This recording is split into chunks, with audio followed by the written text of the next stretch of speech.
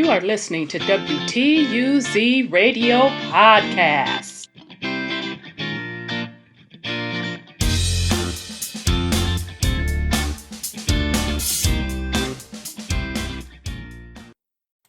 Welcome to WTUZ Radio Podcast. I am your host, Rhonda.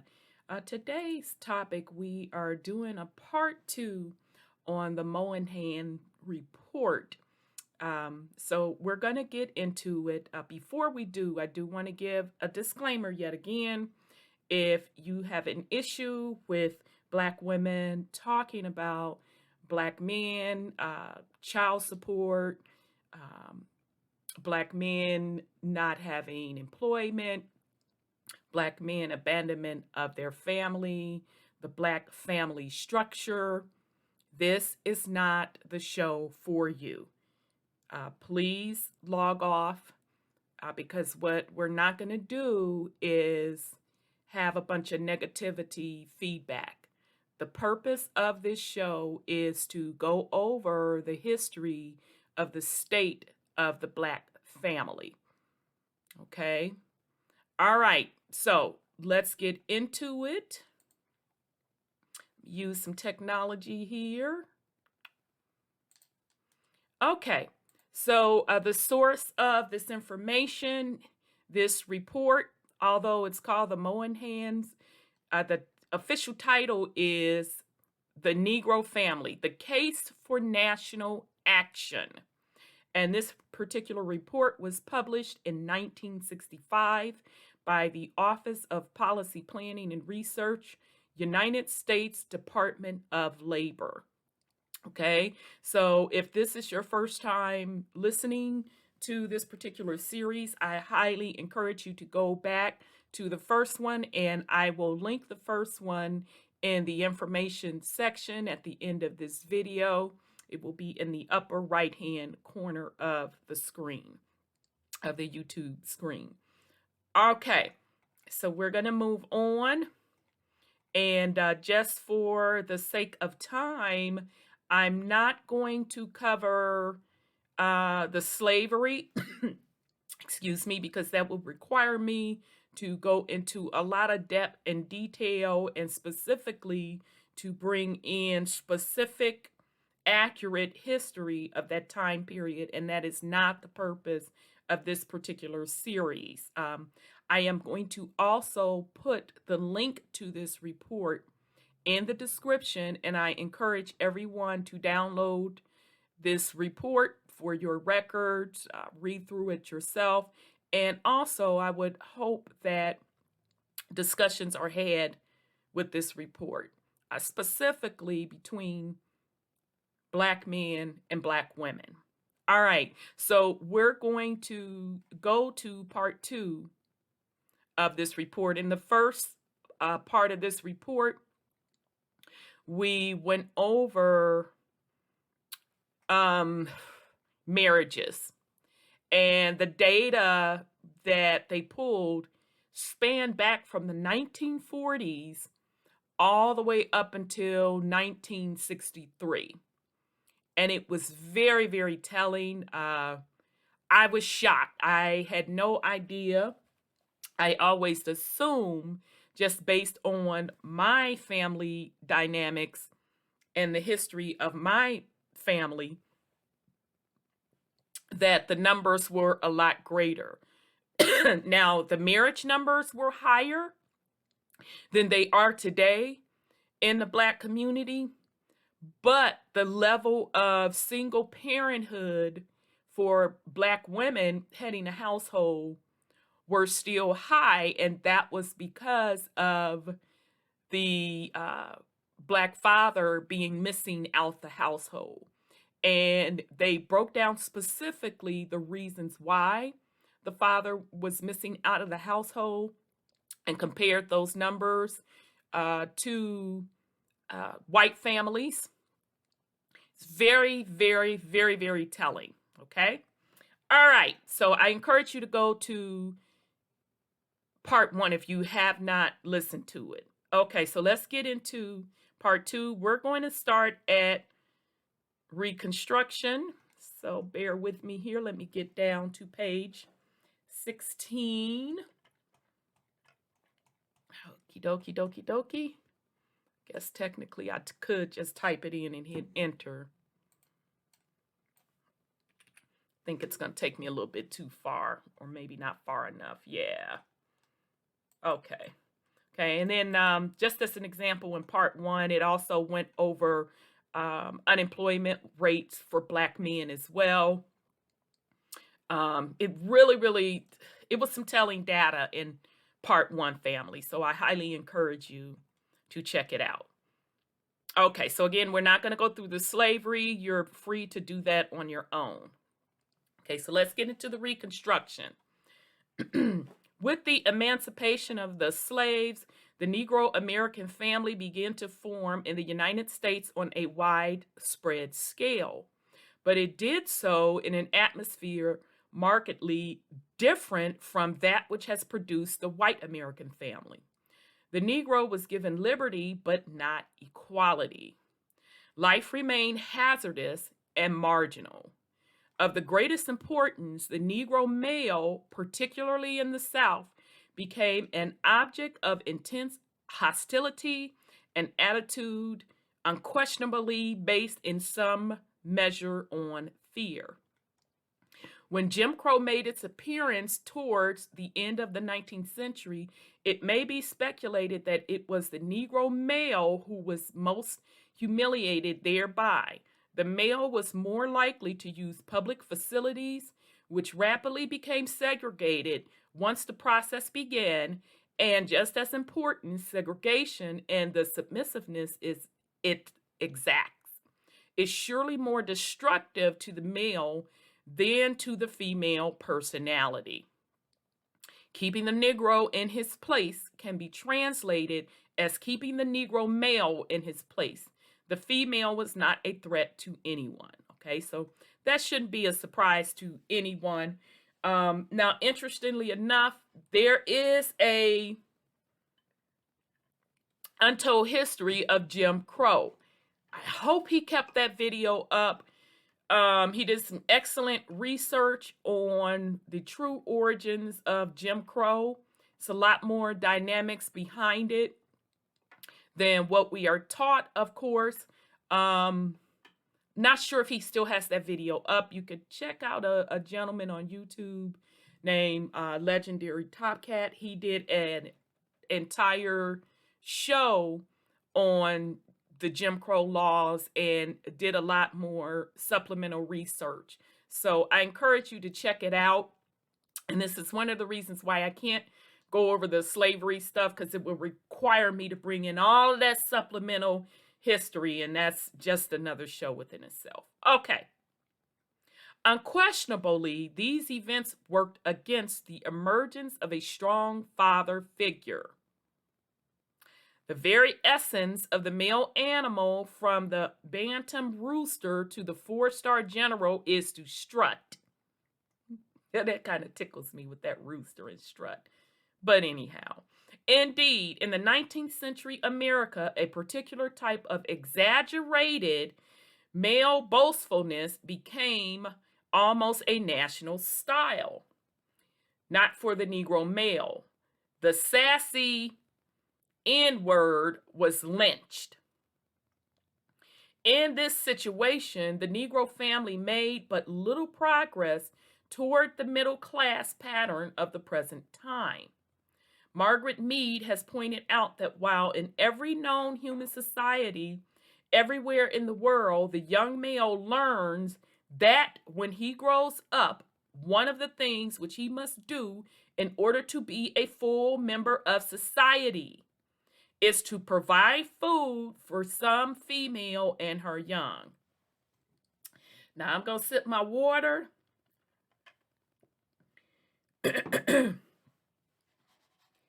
What has been shocking me over the past 20-something years is the dynamic between men and women, and specifically I am talking about Black men and Black women, because I cannot compare what Caucasians do. That's not my business nor my problem.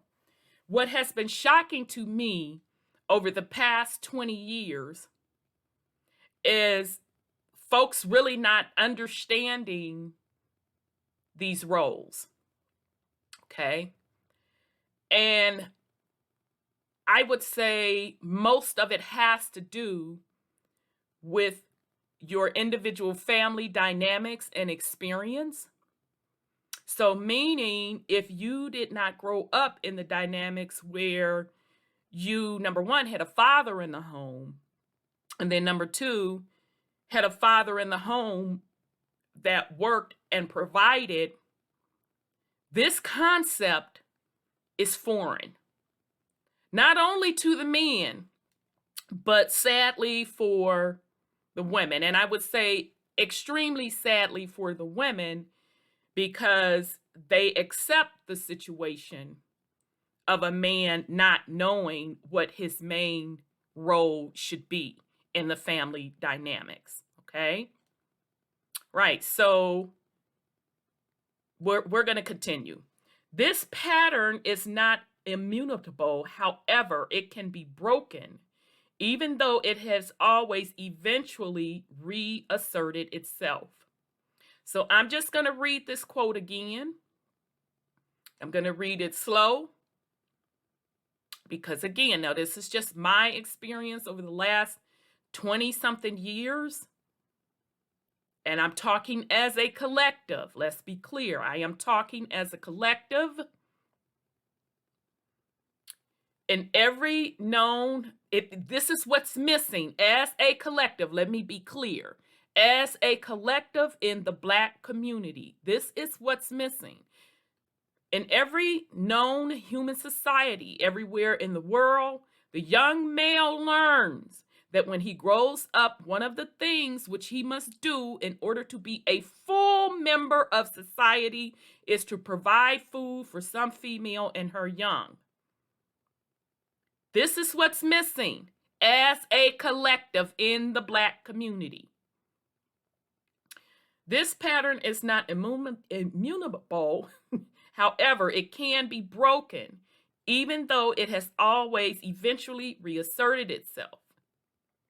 Within the family, each new generation of young males learn the appropriate nurturing behavior and superimposed upon their biological given maleness, this learned parental role. Okay, so again, as a collective in the Black community, this is what's missing. What is the role of the man in the family? As a Black collective, this is what's missing. And it's getting worse. All right?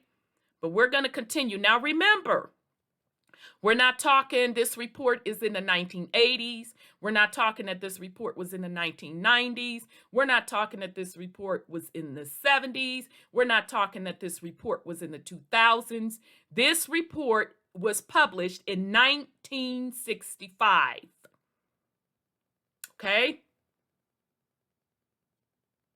When we had 20%, I think it was maybe 25% of single parent, where women, Black women, were single mothers, but the true number, excuse me, family, but the true number of single parenthood was much higher, because although the women were married, legally married, the husband was not in the household, nor involved with raising the children and providing for the children. Okay? Now today, single parent household for Black women and children is 70%. And it could be higher. I have to check. Last time I checked, it was 70%. Okay? So what they're saying, once again, and I'll just break it down in plain folk language, Who's teaching men what their role is? Who's teaching them?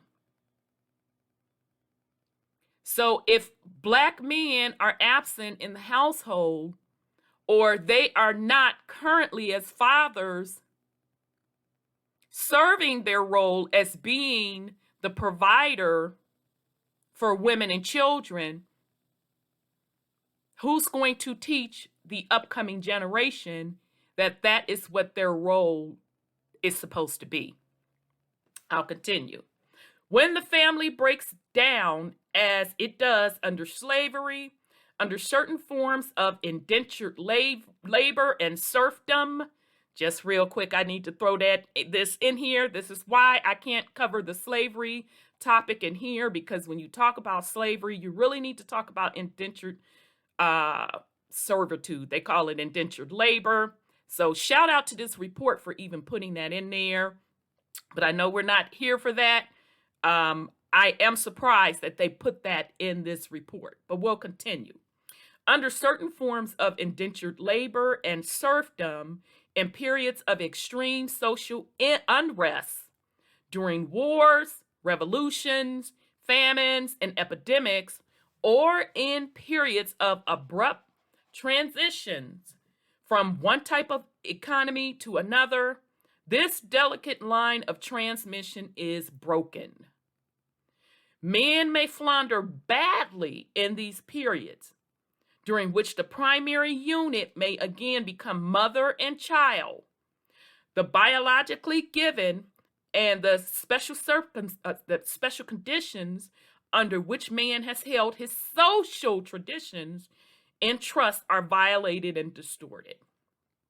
Okay, so that should make sense to us. They're pretty much saying that in times of duress, war, revolutions, yada, yada, yada, that the role of providing may fall on the woman, not may fall, will fall on the woman because of those conditions. E. Franklin Frazier makes clear that at the time of emancipation, Negro women were already accustomed to playing the dominant role in family and marriage relations, and that this role persisted in the decades of rural life that followed. Do you all understand what they're saying there? That's pretty damn powerful. So that goes back beyond 1940s, where this report could actually document hardcore numbers. So if we want to take the emancipation, let's take after, let's say, the Civil War. So let's say, what was that, 1865? You mean to tell me that since 1865, Black women were playing the dominant role in family and marriage relations? And that particular role continued?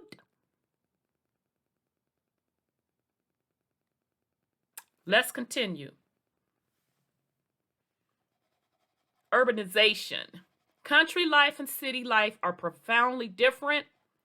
The gradual shift of American society from a rural to an urban basis over the past century and a half has caused abundant strains, many of which are still in evidence.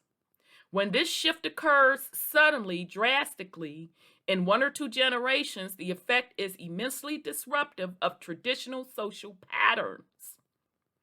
It was this abrupt transition that produced the wild Irish slums of the 19th century's Northeast.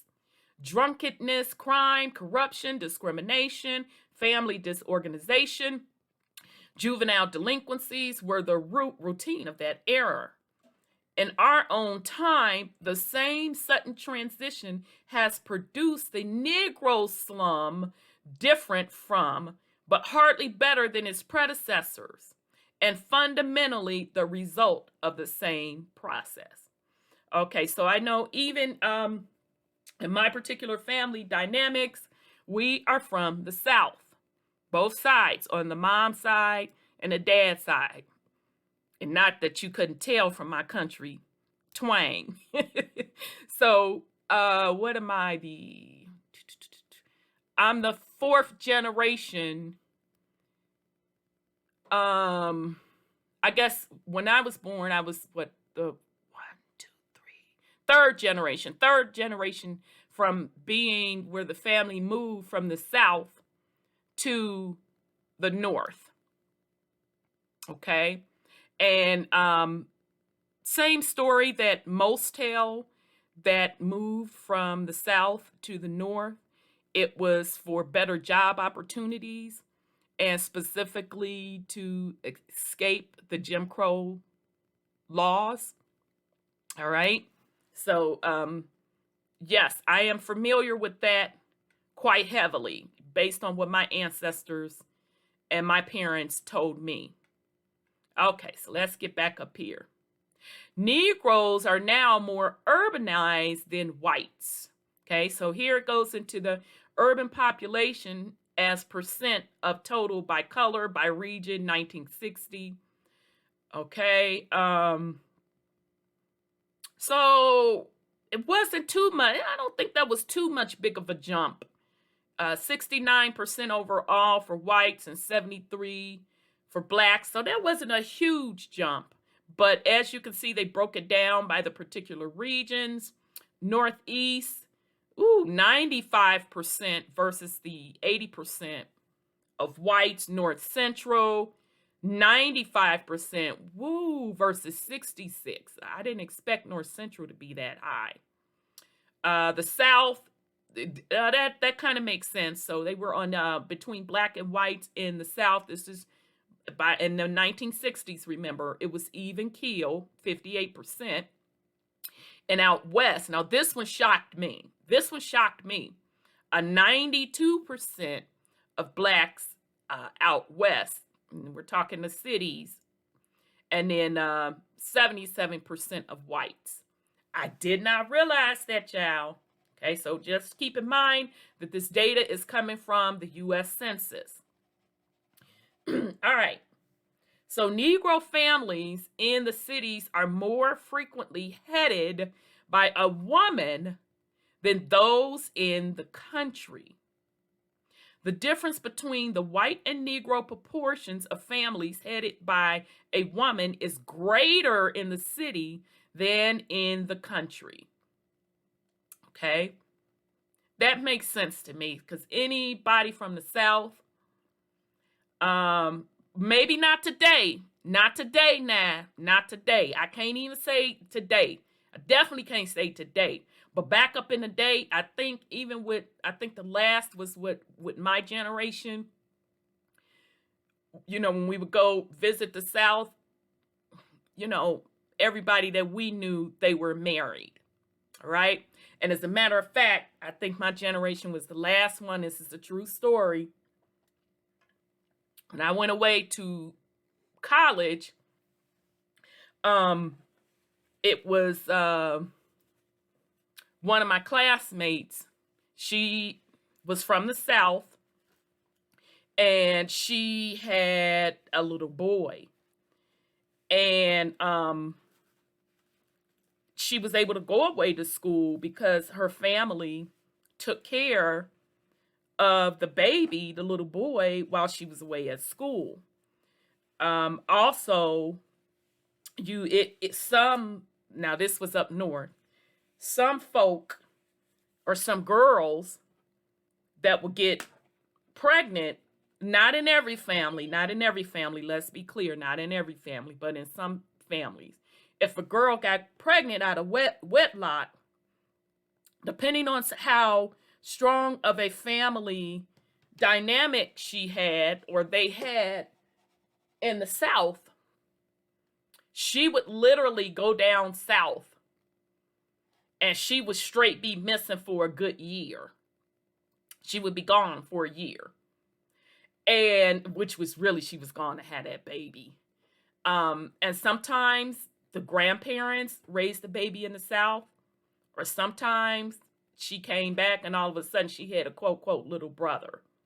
Now, I know that happened a lot in my parents' generation because they told us about it. It happened a little bit in my generation, okay? So this particular dynamic about women being single mothers or head of the households up north versus south, that does not surprise me. Now, if you listen to our first report on this, what did surprise me with the South numbers were the number of men abandoning their families. That part shocked me, okay, because it was still a high percentage with the South as well as the North. The South was only a couple of percentages behind. Okay, so here we go. Percent of Negro families with female head, okay, and so this is in 1960, this is by region. Wow. Okay, so overall, remember this is for Black folk.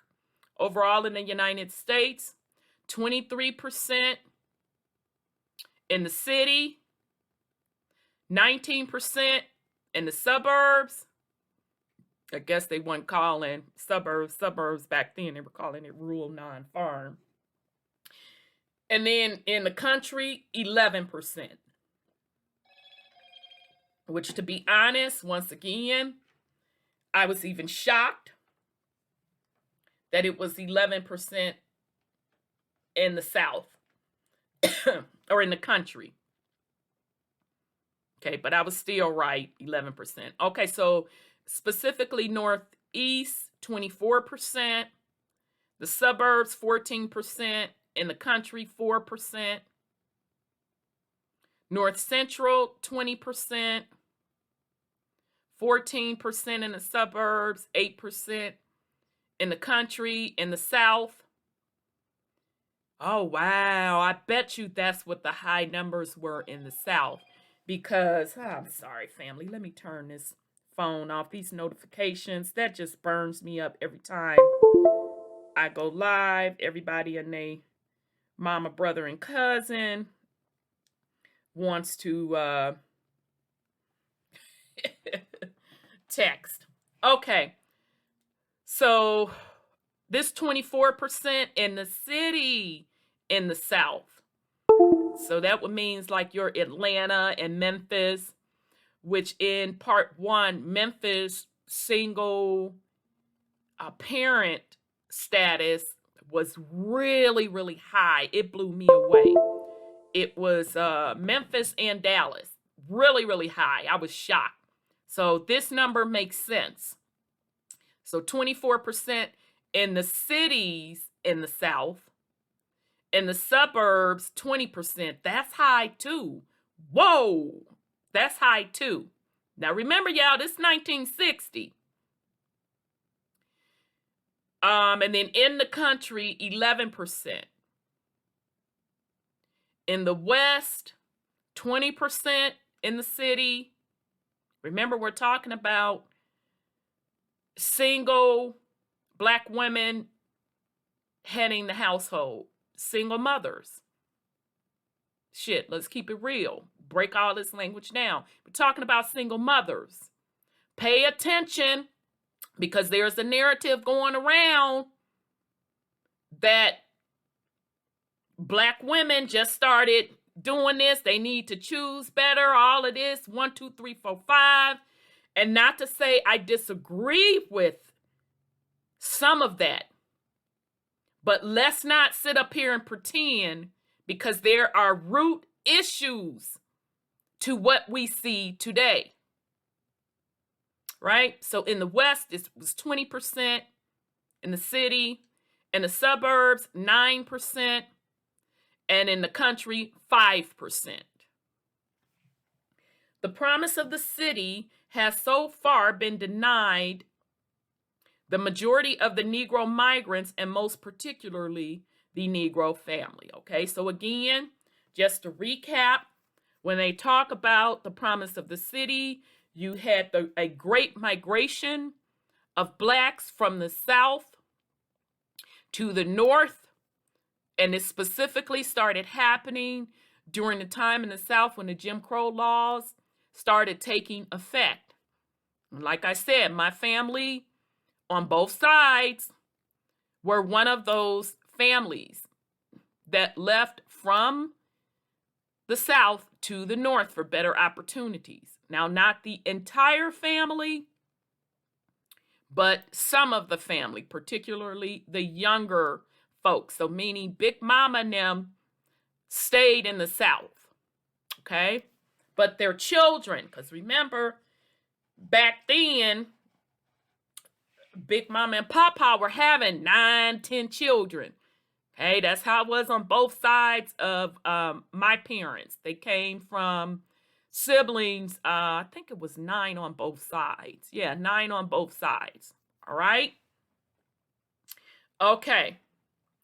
In 1939, E. Franklin Frazier described its plight movingly in that part of the Negro family entitled In the City of Destruction.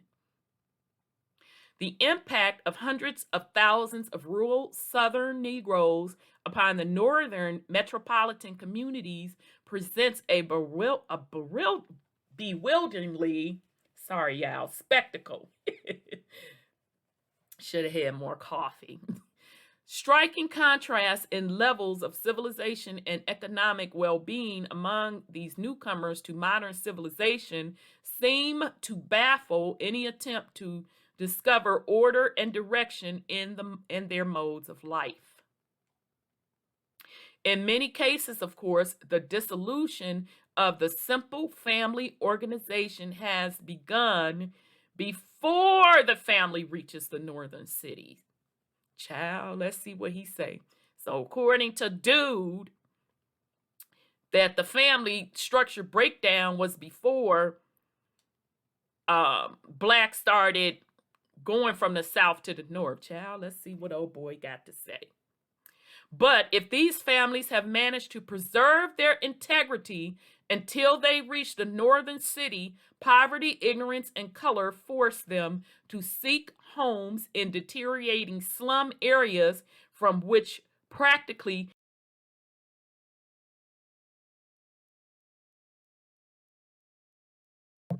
okay, so hence, at the same time that these simple rural families are losing their internal cohesion, they are being freed from the controlling force of public opinion and communal institution.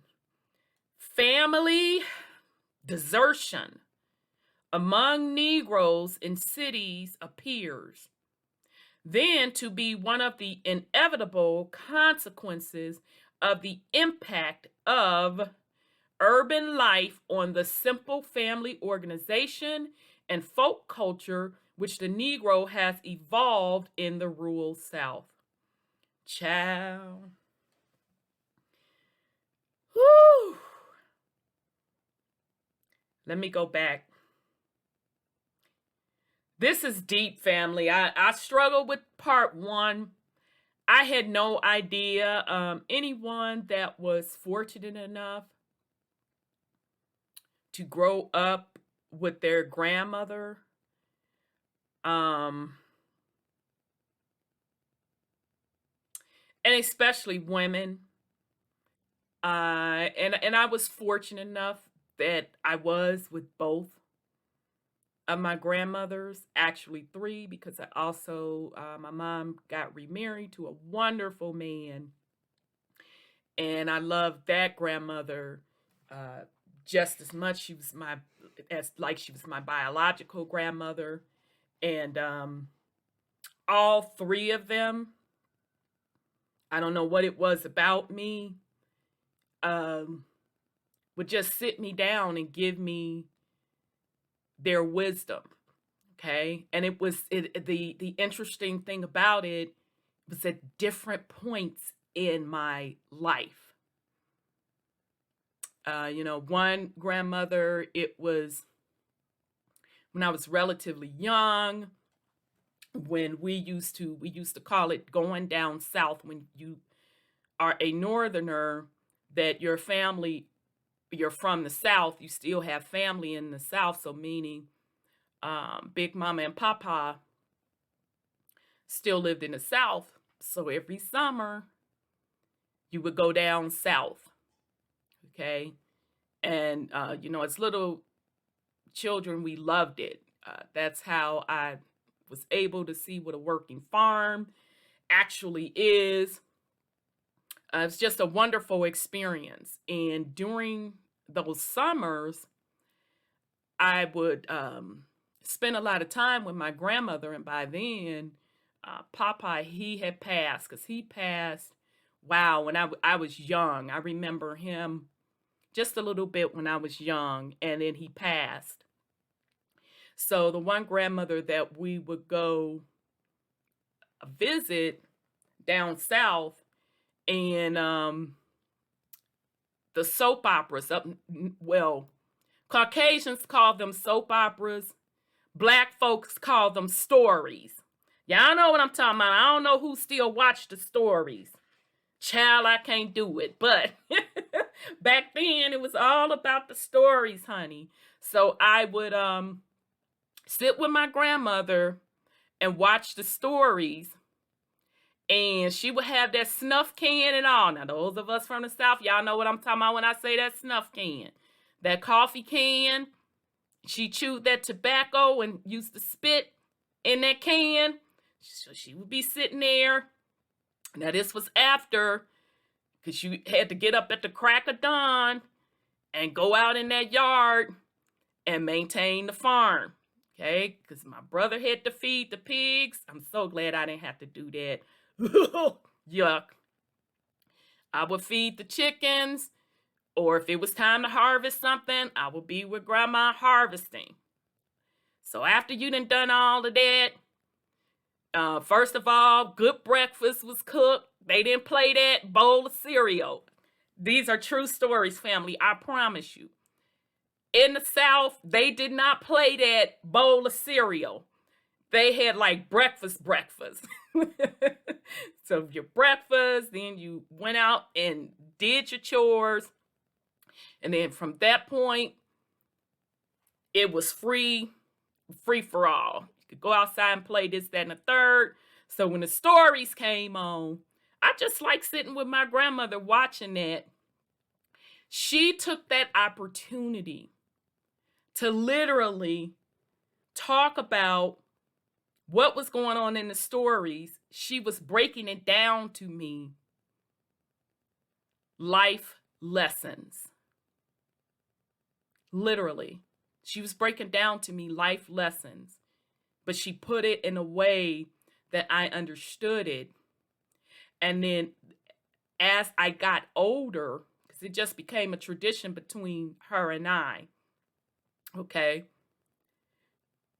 As I got older and I could comprehend even more, then she would start telling me the family dynamics. Okay. Still didn't understand why she was doing what she was doing. Okay. So I just find it very, very interesting in this report that they talk about how going from the South and going up north, I know that this is hard because I did not realize that it goes back this far.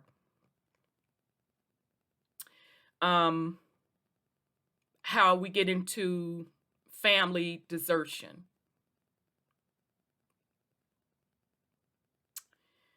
All right. I'll keep going. Fraser concluded his classic study, The Negro Family, with the prophecy that the travail of civilization is not yet ended.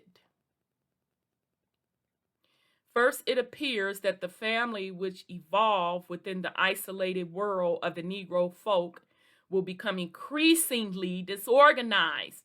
Now remember, This is 1960.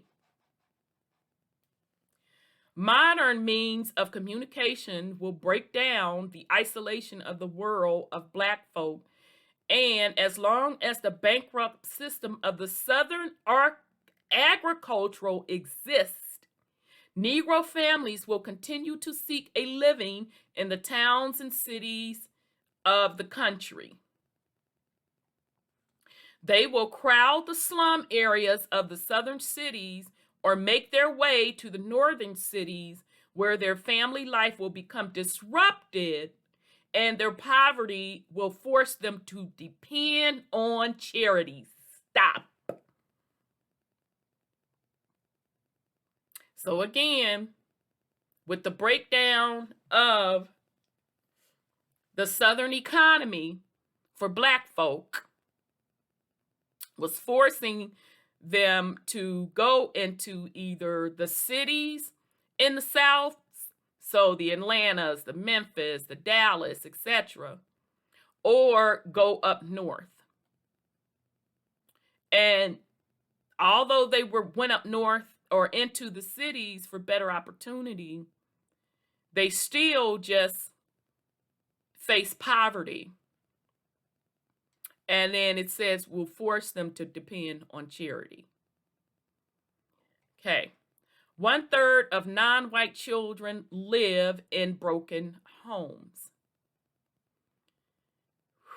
This is a lot, family. Remember, this is 1960.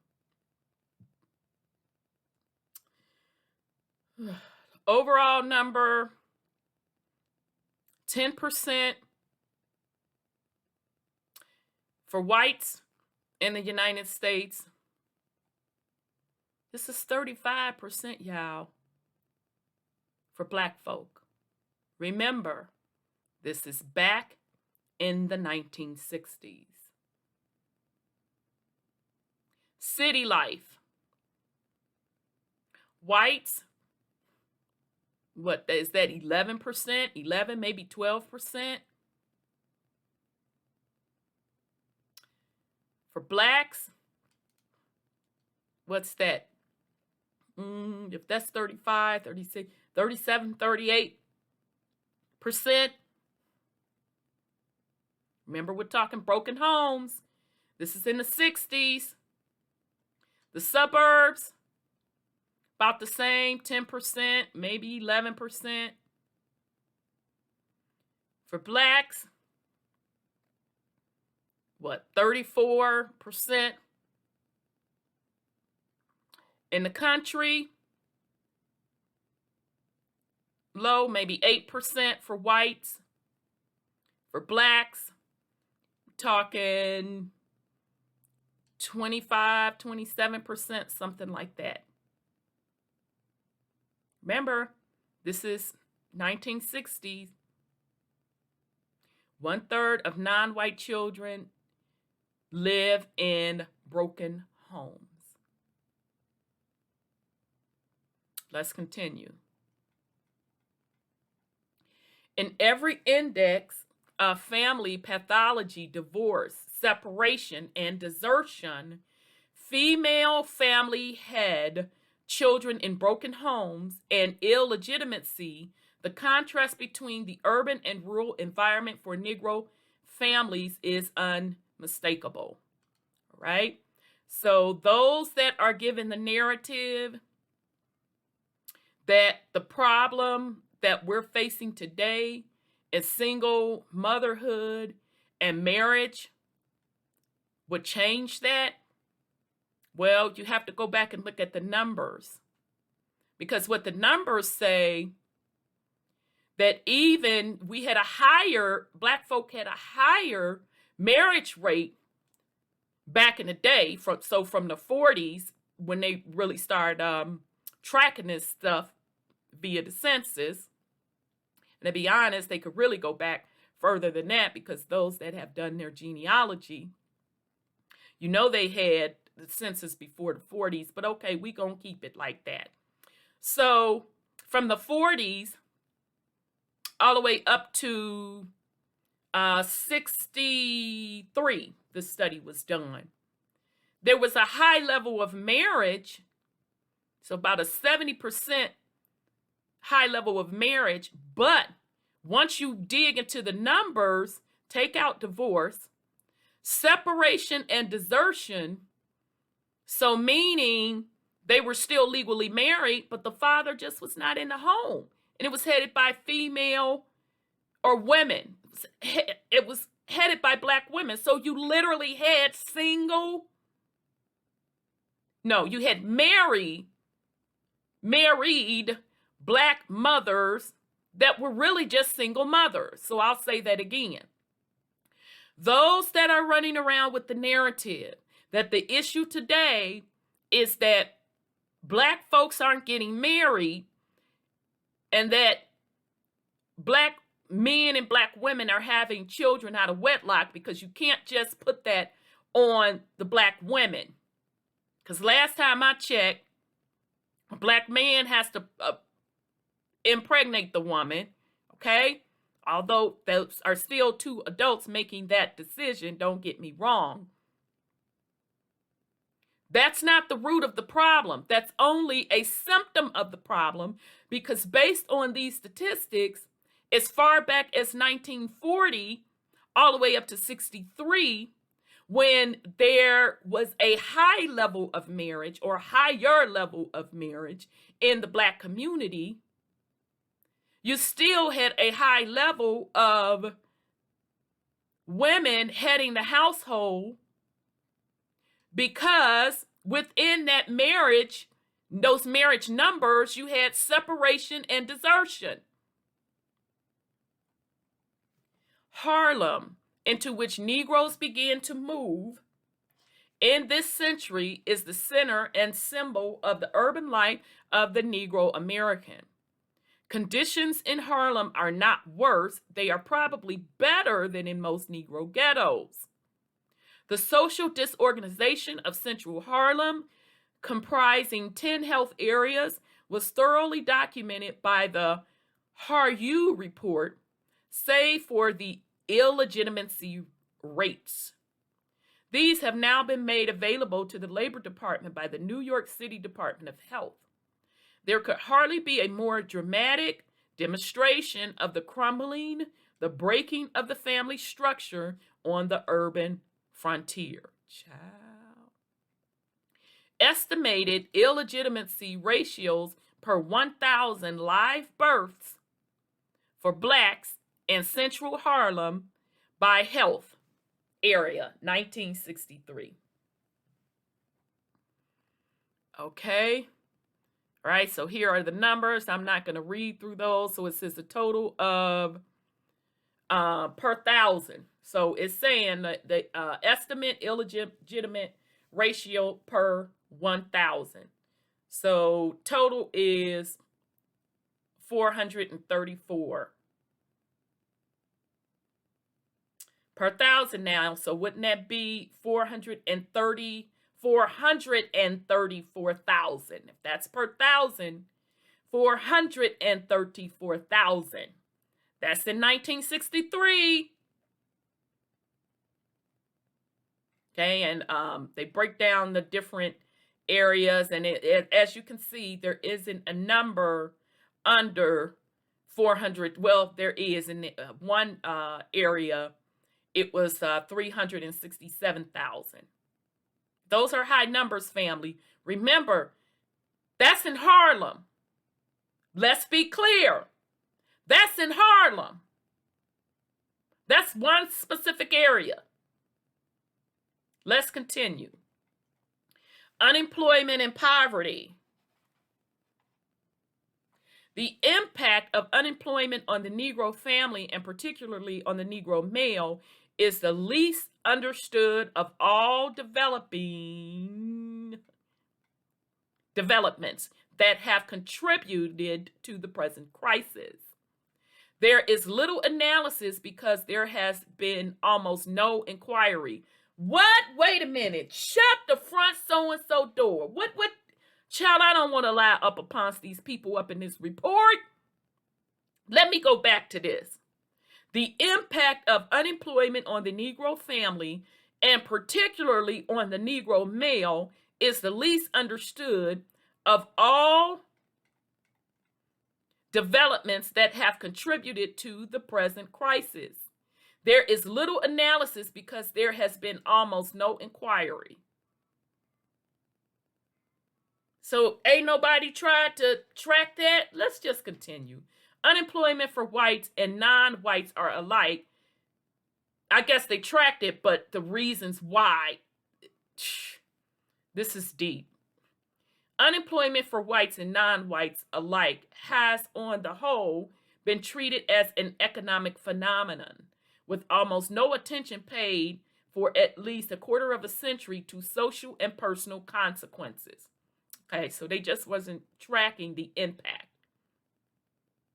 In 1940, Edward White Bake described the effects of unemployment on family structure in terms of 6 stages of adjustment. Although the families studied were white, the pattern would clearly seem to be a general one and applied to Negro families as well. Okay, so in other words, back to what they were saying up above of not being tracked, they really didn't dig into what impacts black, not the impacts, because they did dig into the impacts, but the root cause and the social roots of unemployment with black men. Okay, they did it for white families, but not black men. The first 2 stages end with the exhaustion of credit and the entry of the wife into the labor force. The father is no longer the provider, and the elder children becomes resentful. The third stage is the critical one, commencing a new day-to-day existence. At this point, 2 women are in charge. Consider the fact that relief investigators or caseworkers are normally women and deal with the housewife. Already suffering a loss in prestige and authority in the family because of his failure to be the chief breadwinner, the male head of the family feels deeply this obvious transfer of planning for the family's well-being to 2 women, one of them an outsider. Child, let me sip this water. So basically what they saying, y'all, is that because the father is not the main provider, the sole provider of the household, that the women get the authority, and the other is the caseworker. So obviously the caseworker, that must mean getting government assistance, right? Now remember, they are talking about white families because they said they wasn't tracking it for black families. Now, that's not saying that black families weren't getting welfare, because we know that they were, okay? His role is reduced to that of an errand boy to and from the relief office. Child. So I guess they was able to talk to white men about how they felt about the situation. I don't know, either they didn't talk to black men or black men didn't want to participate. But child, that's all I can say. And it's also what's interesting about that, because another narrative that has been told is that welfare took men out of the home. Really? Oh, okay. That's not what this says. His role is reduced to that of an errand boy to and from the relief office. Now let's stop right quick and talk about that narrative that welfare took men out of the home. No, it did not. When they were doing those welfare checks, now I'm not saying that they didn't go overboard when they were doing the little checks and stepping out of line, trying to humiliate people and all of that. I'm not saying that by one bit. But the purpose of doing those welfare checks, because if a woman was to go down to the welfare office and say that the father abandoned the children and herself, they're going to get X amount of benefits, right? And they're going to ask, I'm assuming they're going to ask, who's all in the household? She has to account for that. So herself and the children. So if they come on and check the home, or do what they call welfare checks, checking in, make a physical visit to the home, and a man is physically living there, wait a minute. That's not what you said on this paperwork. So you're going to have to come back down and factor in dude being here, or you're going to lose your benefits. That is different from welfare taking the men out of the home. Okay? So these false narratives, they have got to stop. They're dangerous. And not only that, as a man, and this goes back to what is your role in a family dynamic as a man? What does that say about you as a man that a welfare check can run you out of the home from your wife and children? That is a dangerous narrative, and it is an inaccurate narrative. Okay? So there is a movie from the 70s called Claudine with Diane Carroll and the Luke, I am your father, man. Oh, James Earl Jones. That's it. It's called Claudine with Diane Carroll and James Earl Jones. It specifically shows you a single mother, her being on welfare, and she was also a working single mother. Let me add that up in there. And how when the welfare check came, the welfare lady's check came, so the caseworker came to check up on them. She needed to hide all of the things that she would deem that she thought they were kind of deduct from her check. But one of the main things was to make sure there was not a man living in that home. Okay? So it got to the point where she had got her a little boo. They had got serious.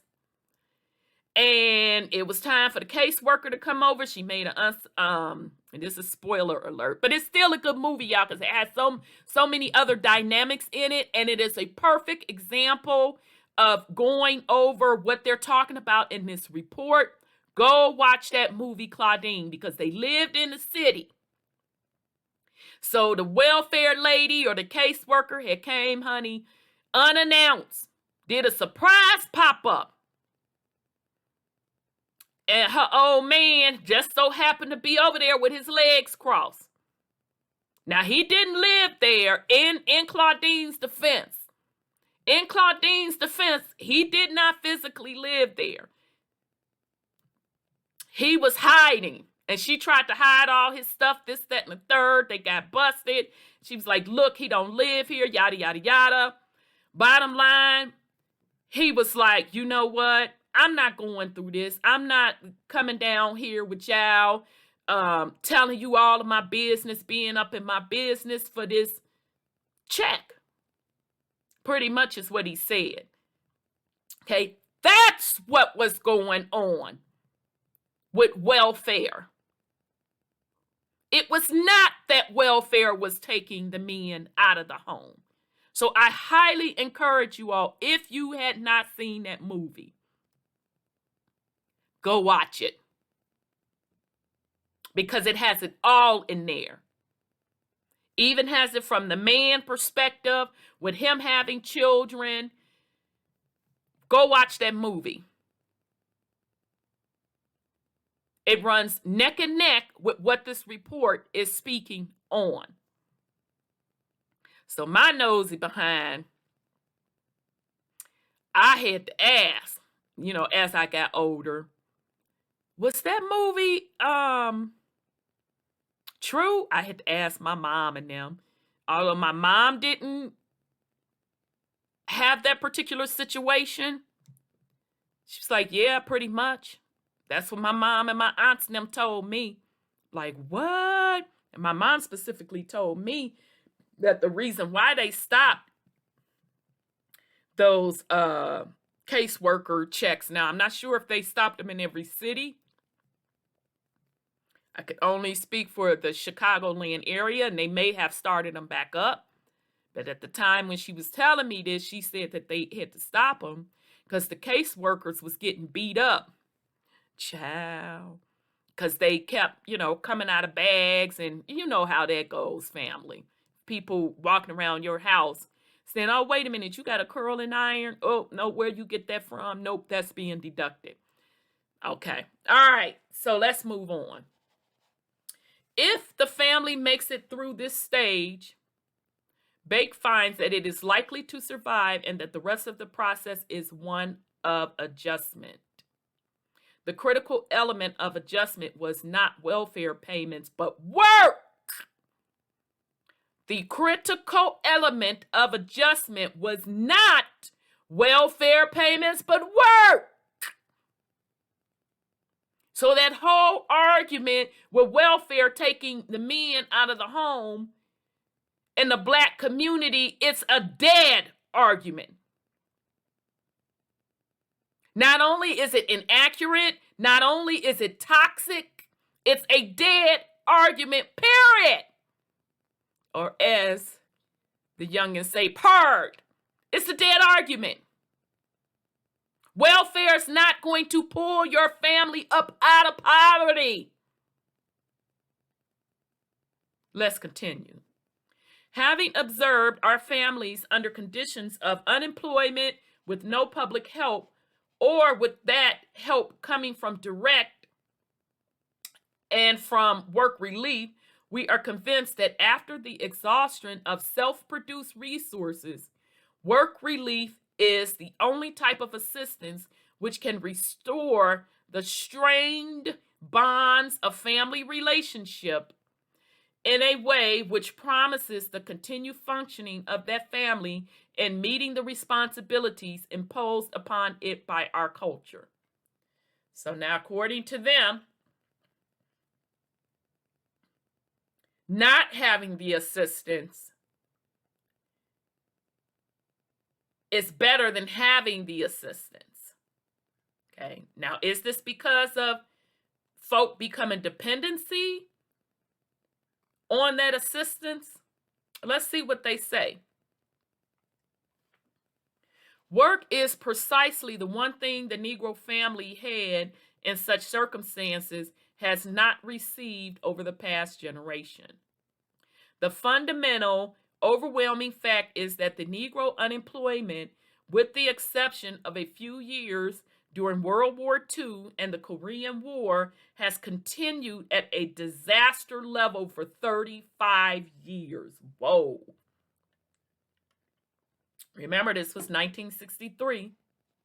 Okay, so let's read the footnote for this part. Work is precisely the one thing that the Negro family had in such circumstances that's not received over the past generation. An exception is rather small impact of the ADCU program since 1961, now expanded by the Title V of the Economic Opportunity Act. Okay. Let me make sure. Okay, yep. Once again, this is particularly the case in the northern urban areas to which the Negro population has been moving. Okay, so in other words, people left the South, Black folk left the South to go up north for better opportunities, when in fact, those better opportunities never really came from the perspective of work. Actually put them at a deficit. The 1930 census, taken in the spring before the Depression was in full swing, showed Negro unemployment at 6.1%, as against 6.6% for whites. What? So it was higher for whites in the 1930s? But taking out the South reversed the relationship. White 7.4%, non-white 11.5%. Wow. By 1940, the 2-to-1 white Negro unemployment relationship that persists to this day had clearly emerged. Taking out the South again, whites were 14.8%, non-whites 29.7%. Yeah, that's a huge difference. Dang.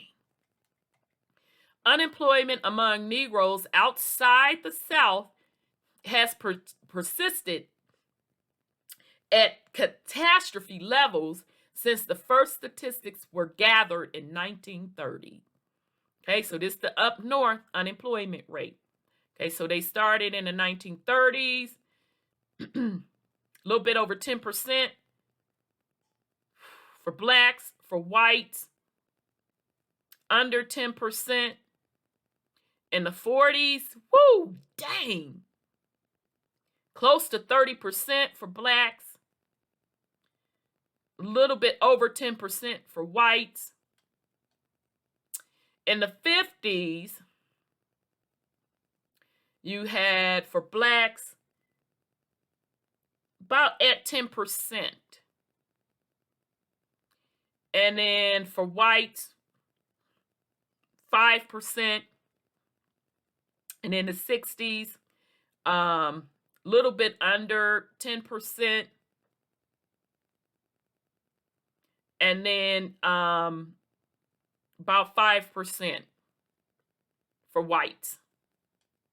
Wow. Okay. So these are the unemployment among blacks in the North, and I'm assuming they put the West numbers in here also. I forgot. I can't leave out the West also. Wow. Since 1929, the Negro worker has been tremendously affected by the movement of the business cycle and of employment. He has been hit worse by declines than whites and proportionately helped more by recoveries. Okay, which makes sense because if you hit the worst, that means you would need more assistance. Okay. From 1951 to 1963, the level of Negro male unemployment was on a long-run rising trend, while at the same time following the short-run ups and downs of the business cycle. So you know what that tells me? That tells me, let me sip my water, that black men depend heavily on the white system for employment. That's what this tells me. If it's saying the ups and downs are based heavily on the business cycle. Okay? Now, of course, we have to always factor in that if white folk were doing the hiring and white folk own majority of the businesses during this time period, that they were looking out for their own. So they were looking out for the white man or their white male counterpart. Okay? During the same period, the number of broken families in Negro world was also on a long-run rise with intermediate ups and downs. Okay? So again, what this is telling me is that because black men could not keep steady employment because of their dependency on the white system to employ them, it also impacted their home. A glance at the chart on page 22 reveals that the series move in the same direction, up and down together, with a long run rising trend, but that the peaks and troughs are 1 year out of phase. Thus, unemployment peaks 1 year before broken families and so on. By plotting these series in terms of deviation from the trend and moving the unemployment curve 1 year ahead, we see the clear relation of the two otherwise seemingly unrelated series of events. The cyclical swing in unemployment have their counterpart in increase and decrease in separations. Makes sense to me.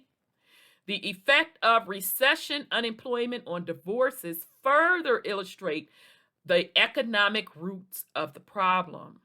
The non-white divorce rates dip slightly in high employment years like 1954 to 55, 58, and 61 and 62. Divorce is expensive. Those without money resort to separation or desertion. Let me go back over that. Divorce is expensive. Those without money resort to separation or desertion. So that goes back to in part 1. When we were talking about the household being headed by single women, it wasn't from the birth of illegitimate children as that number being high. It was based on separation or desertion. So meaning married single women. While divorce is not a desirable goal for a society, it recognizes the importance of marriage and family. And for the children, some family continuality and support is more likely when the institution of the family has been so recognized. So in other words, what they saying is those high numbers, so as a collective in the Black community, from the periods of the 1940s all the way up to 1963, married families, the high rate of married single motherhood based on separation and desertion still did not, the Black man or the father still were not supporting and taking care of that family. Okay? Although, from a society standpoint, that is the main component of marriage. The conclusion from these and similar data is difficult to avoid. During times when jobs were reasonably plentiful, although at no time during this period, save perhaps the first 2 years, did the unemployment rate for Negro males drop to anything like a reasonable level. So that's telling right there. So in other words, not that Negro men or Black men always had low unemployment rate. The Negro family became stronger and more stable. As jobs became more and more difficult to find, the stability of the family became more and more difficult to maintain. So now I'm going to say again, this directly correlates to the Black man depending on a system ran by white men to give them employment to feed their families. Okay? This relation is clearly seen in terms of the illegitimacy rates of census tracts in the District of Columbia compared with male unemployment rates in the same neighborhoods. Child. In 1963, a prosperous year, 29% of all Negro men in the labor force were unemployed at the same time during the year. Well, damn. You mean to tell me 30%? Although half of these men were out of work 15 weeks or more. So meaning what they're doing is saying, to be fair, of this 30%, not all of the 30% were unemployed 100% of the time. Half of them were out of work for 15 weeks, so a couple of months at a time. The impact of poverty on Negro family structure is no less obvious, although again, it may not be widely acknowledged. There would seem to be an American tradition and in its origins, but reinforced by attitudes of urban immigrant groups, to the effect that family morality and stability decline as income and social position rise. Over the years, this may have provided some consolation to the poor, but there is little evidence that it is true. On the contrary, higher family incomes are unmistakably associated with greater family stability, which comes first may be a matter for conjecture, but the conjunction of the two characteristics is unmistakable. All right? So that should be pretty self-explanatory. The more money, or with your family not being in poverty, a greater, if you want to say, morality or family values and family stability your family will have. The Negro family is no exception. In the District of Columbia, for example, census tracts with median incomes over $8,000 had an illegitimately rate 1/3 that of tracts in the category under 4,000. Okay, so there's the data to back it up. The wage system. The American wage system is conspicuous in the degree to which it provides high incomes for individuals, but is rarely adjusted to ensure that family as well as individual needs are met. Yeah, and that's still today, honey. They don't care nothing about what the cost of living is versus what you're getting paid. As a matter of fact, since the 60s and the 70s, it has gotten worse. And that decline started happening in the 80s when it was the breakup of the unions for those blue-collar workers, thanks to the Reagan era and the trickle-down economics. It has gotten worse with American wages keeping up with inflation or the cost of living. Almost without exception, the social welfare and social insurance systems of other industrial democracies provide for some adjustment or supplement of a, okay, Dad, wait a minute, y'all. We're going to get back to those stats. Dang, I got to go all the way. Of a worker's income to provide for extra expenses of those with families. And American arrangements do not save for income tax deductions. All right, family, so hold on a second.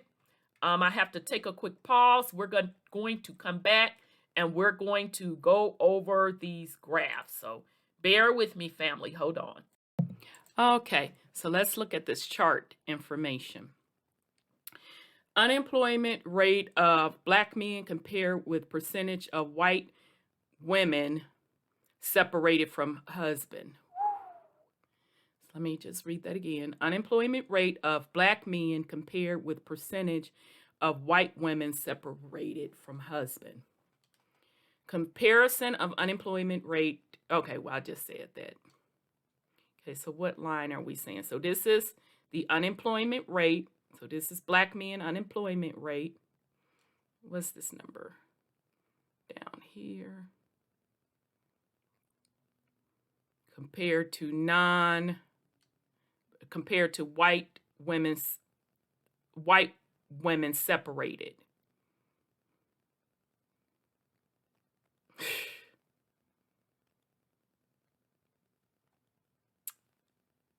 Okay. Okay, so white women separated in percentage. Okay, so that's this line. And then unemployment rate in percentage.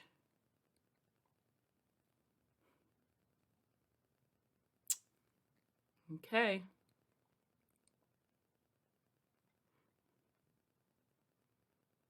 Unemployment rate for Black males age 14 and over versus percentage of white married women separated from their husbands. Wow, family, these numbers. Eh. Okay, so this is the Black man's unemployment rate versus the white women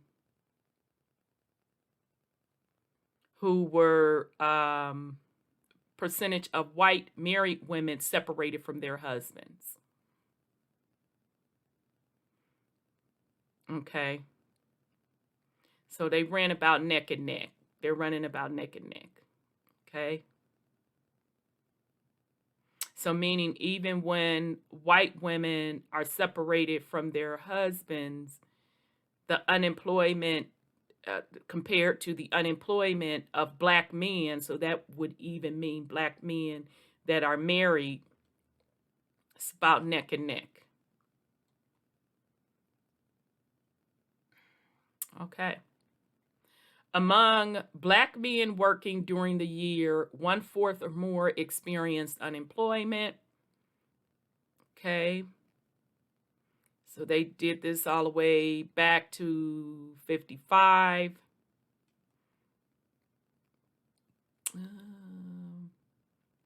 Among Black men working during the year, 1/4 or more experienced unemployment. Okay, so unemployment for the year, so that represents the year, and then the black graph represented 15 weeks or more. So wow, what that's saying is the overall unemployment number for Black men during the year is much higher. So not working for the year is much higher than working on and off 15 weeks or more. So being out of work 15 weeks or more.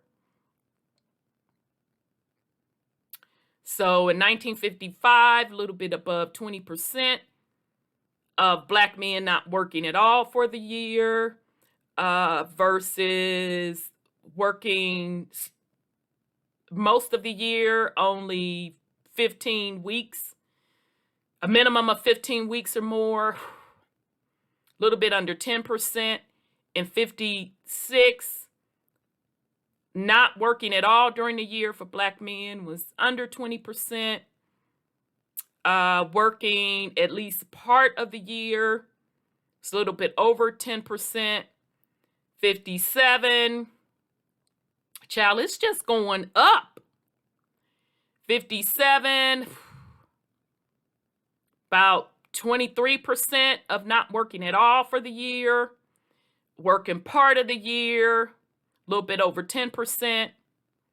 58 and 59, it looks like they didn't track or they didn't have data for only working partially of the year.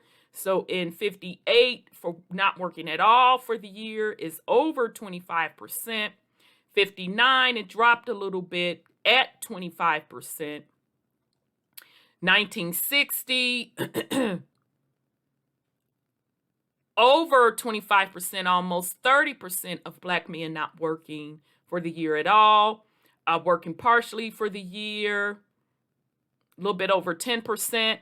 61, damn, it just keeps going up. 30%, a little bit over 30% of not working at all for the year.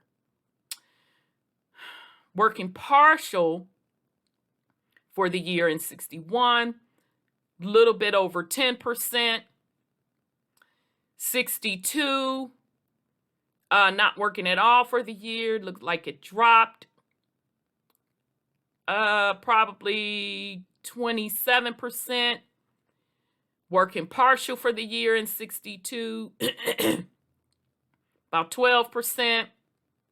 63, it dropped. Because remember in the report earlier, it said 63 was a good employment year. But even with a good employment year overall, still high for Black men. It's over 20% for not working at all. Damn. And then for working part of the time, a little bit over 10%. This is unemployment among experienced workers. Child, that makes it even worse. This is unemployment among experienced workers. All non-white male or all Black males are unemployed as a percentage of all who worked or looked for work during the year was 29.2% in 1963 compared with 27% among experienced workers. Those are high numbers, family. 30% of Black illegitimate births in 1963 in the District of Columbia census tracts as related to Black 1960 unemployment rate of the census tract. Ciao. Okay, so let's see how to read this. Census tract with okay, so these are the, let me see, which one is the unemployment? Census tract with Black male unemployment rates. Got it. And then these are the births. Oh, family, this is so depressing. Child, this is depressing. And this was in what, 63? So 12% unemployment rate and over illegitimate births. 40%.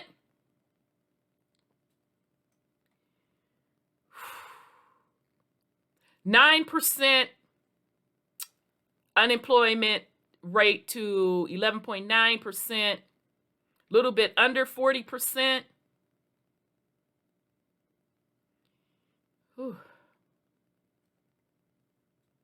6% unemployment to 9%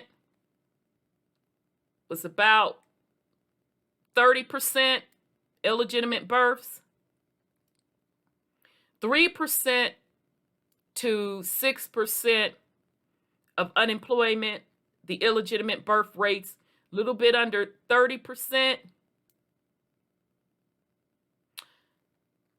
Under 3% unemployment rate versus illegitimate birth rates, 15%.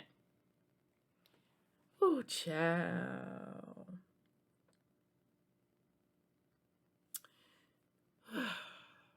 Remember, this is the 60s, fam. So what you're looking at here is the higher the unemployment rate against Black men,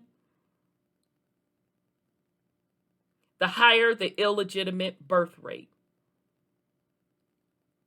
This is just blowing my locks back.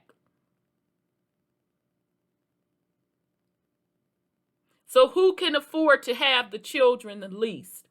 Who can afford to take care of children the least?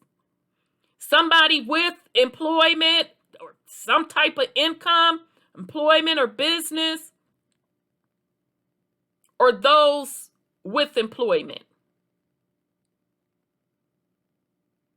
Right here, family, this graph right here, this sums up a mentality. So people unemployed, men unemployed,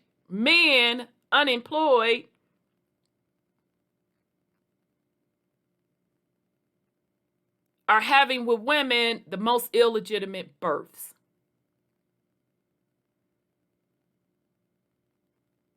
So would that not mean the higher level of concentration of poverty?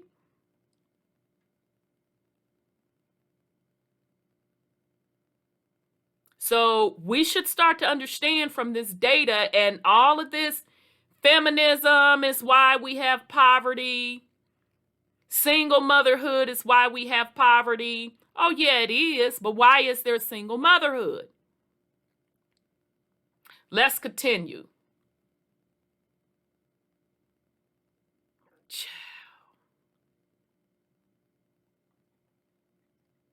Percentage of Black illegitimate births in 1963 in D.C. Now, remember, that was D.C.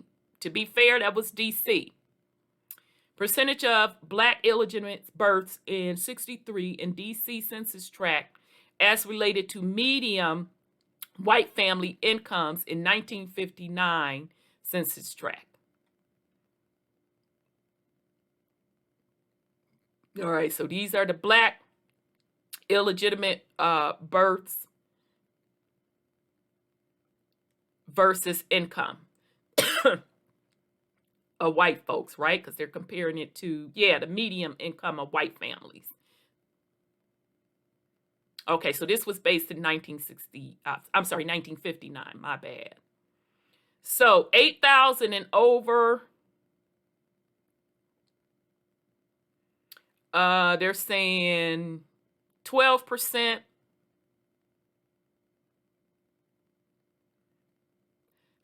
7,000, under 8,000, 13%, not that much difference.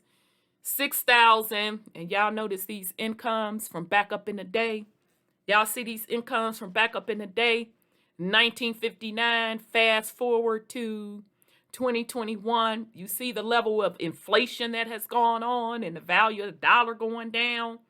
But I'm a stick. I know this ain't finances. Let's be focused. Let me get focused. 5,000 to under 6,000 illegitimate births. Y'all see how these numbers are going up? Over 20%, 25%. 4,000 to under 5,000 at 30%. Child, this makes me want to straight up cry.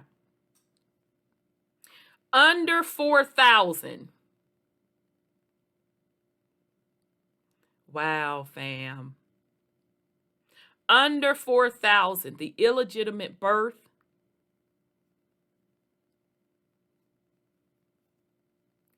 for Black children, well over 30%. So you're talking 38%, almost 40%. So again, it goes back to this graph. Who can afford to have children? Those that make more money or those that make less money? These numbers are reversed. You would think, if you know you're not making that much money, and plus you're not married, that your birth rate would be low. You would think you're not making that much money, that the amount of children you have would be lower. That's not the case. And to add gasoline to the fire, we're talking not only is the income not there to support these children, but what they're calling a traditional family of marriage isn't there either. Okay? Although in the Black community, we have to keep in mind that even when there is marriage, the percentage of separation and desertion, or the father not being in the household from the standpoint of being a provider, is still high. So this makes it even worse. So not only are the illegitimate rates are up based on income, so folks literally living in poverty, men living in poverty, the illegitimate birth rates almost 40%. But even among the men that were married, there's a high level of absentee fathers that were providers in the household. That was at 25%. Let's continue. All right, so I got to go back up. I hate how they broke this up. Sorry if I'm making y'all dizzy, family. I got to go back up.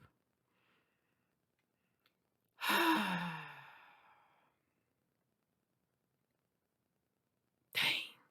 And so this one, if I didn't make myself clear when they talked about this particular graph of Black men unemployment rate, excuse me, what white married women separated from their husbands, it pretty much ran neck and neck. Okay, so with the Black men numbers, I would have to assume that was married and not married. Okay, versus white women who were separated from their husbands. Okay, which makes it worse, and which proves my point that even though Black men were employed or not employed, even not employed, which makes it worse, which means that even if Black folks were married, that unemployment rate still didn't matter as compared to white women who were separated from their husbands. Okay. All right. So sorry, I got to reread this, child, because I done forgot to get down to the last part. The American wage system is conspicuous in the degree to which it provides high income for individuals, but is rarely adjusted to ensure that family as well as individual needs are met. Almost without exception, the social welfare and social insurance system of other industrial democracies provide some adjustment or supplement of sorry if I'm making you dizzy. Sorry. Workers' income to provide for the extra expenses of those with families. American arrangements do not save for income tax deduction. The federal minimum wage, of $1.25 per hour, baby. But I want y'all to do that flip side. Go look at what the individual minimum wage is today. What is it? $7 in the South on average. I think the top that I've seen is 15. So it ain't like it moved that much, but all right, it's not finances. The federal minimum wage of $1.25 per hour provides a basic income for an individual, but an income well below the poverty line for a couple, much less a family with children. I think we can say that today. So just fast forward to today. And I am going to pull the data for today after we finished up this series. We're going to get into today's stuff. Just don't fret. We fixing to get into today's data after this series. But that's fitting for today. You cannot take care of family on a minimum wage salary. The 1965 economic report of the president revised the data on the number of persons living in poverty in the United States to take account of the varying needs of families of different sizes, rather than using a flat cutoff of 3,000 income level. The resulting revision illustrates the significance of family size. Using these criteria, the number of poor families is smaller, but the number of large families who are poor increases, and the number of children in poverty rises by more than 1/3, from 11 million to 15 million. This means that 1/4 of the nation's children living in families that are poor. Okay, so in other words, they had to take into account the family size as well. And I just also, and I don't know if they're going to get into it in this report, but that's the value of young women and men as well. And the men conversation is totally separate, with Black fathers being absent from the household, meaning also being not only absent financially, but also socially as well. Rearing your boys, showing example to your daughters of what a man's responsibility is hugely lost.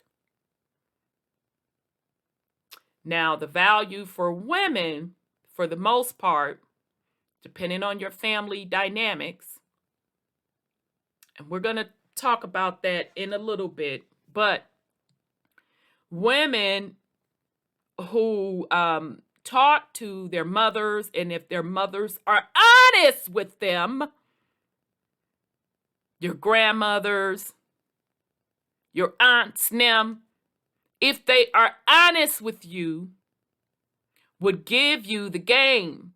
So meaning, I was told by my mom, and actually a great aunt, I heard it from her own mouth. So meaning my mom's first aunt, but my great aunt, my grandma's sister, I was literally sitting there and I forgot how they got on the conversation, and birth control came up. And so my great aunt said, because she was the only one out of the sisters, my grandma's sisters, who didn't have a lot of children. She only had 2. And she said the reason she didn't have a lot of children because she played fake crazy, honey, to get that birth control. Now, this came out of her mouth. She said that back when birth control came out, specifically the pills, that they were only giving them to white women. They were not giving them to Black women.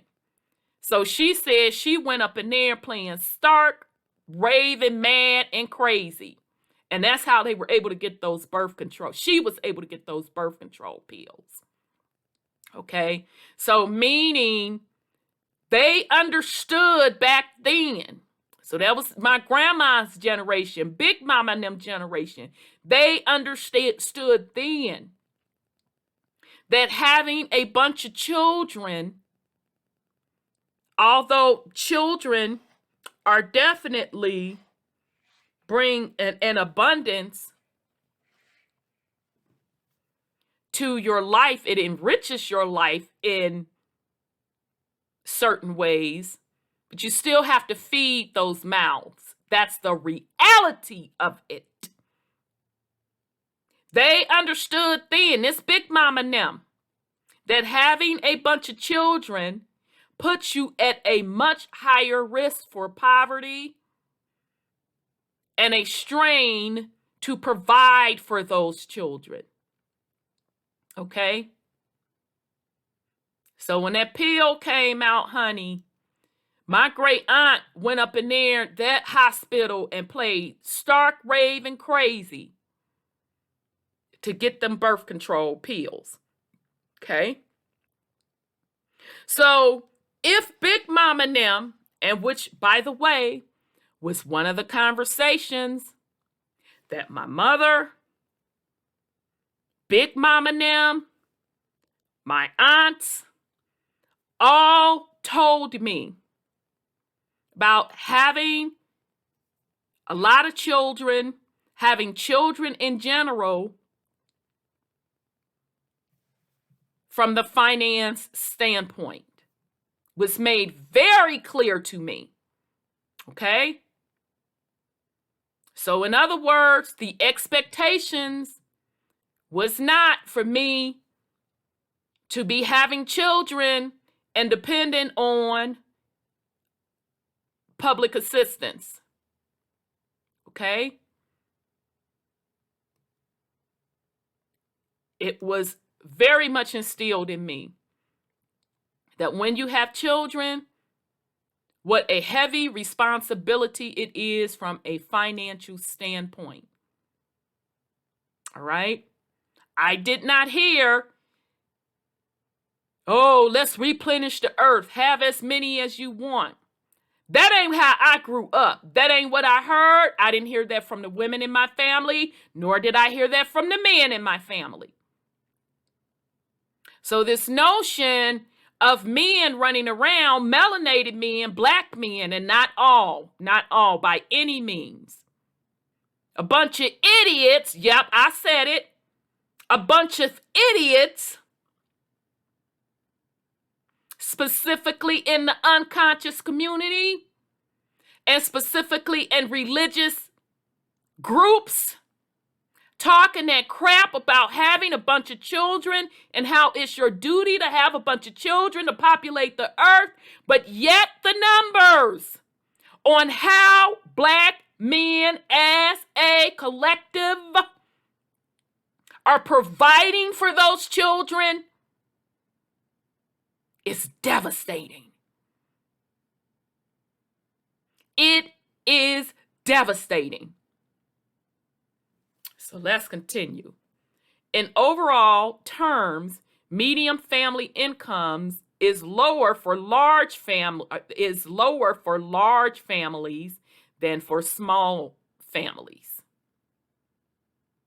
Families of 6 or more children have a median incomes 24% below families with 3.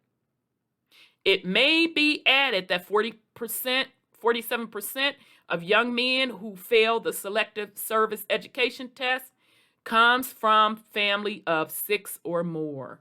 Wow. So they're throwing in their family. This is sad. This is really sad. This is hard to get through, family. This is really hard to get through because we're talking from the 40s through the 60s. Child, I know I'm going to have to get myself together when we do the updated stats. But this is hard. So what it's saying is that men, black men that come from large families, almost 50% of them can't even pass the test to get into the service, the military. 47% of the men who come from larger families, which would make sense if they grew up in poverty, which the stats say more than likely they did grow up in poverty.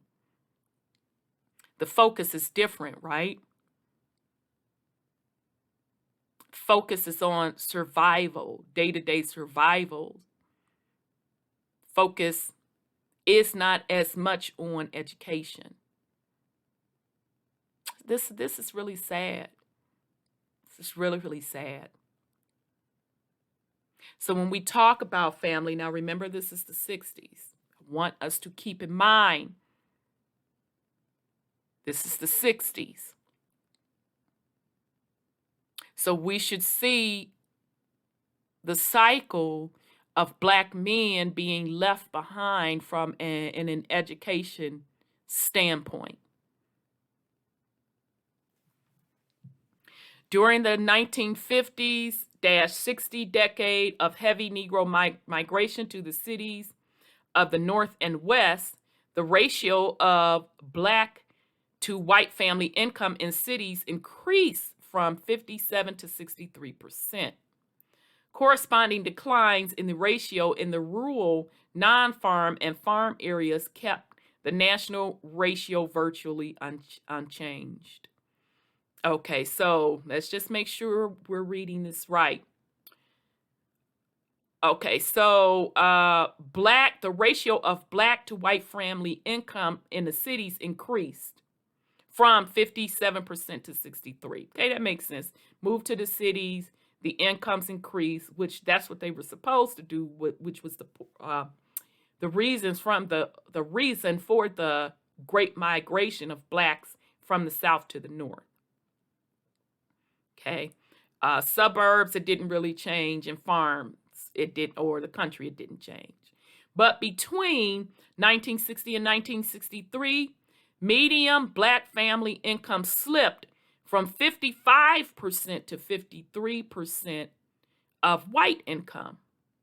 The drop occurred in 3 regions, with only the South, where a larger portion of Negro families have more than one earner, showing a slight improvement. Wow. So it seems like started to change in starting in the 60s.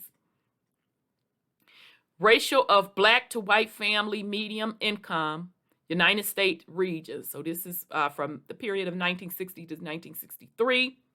So overall in the United States, 55%.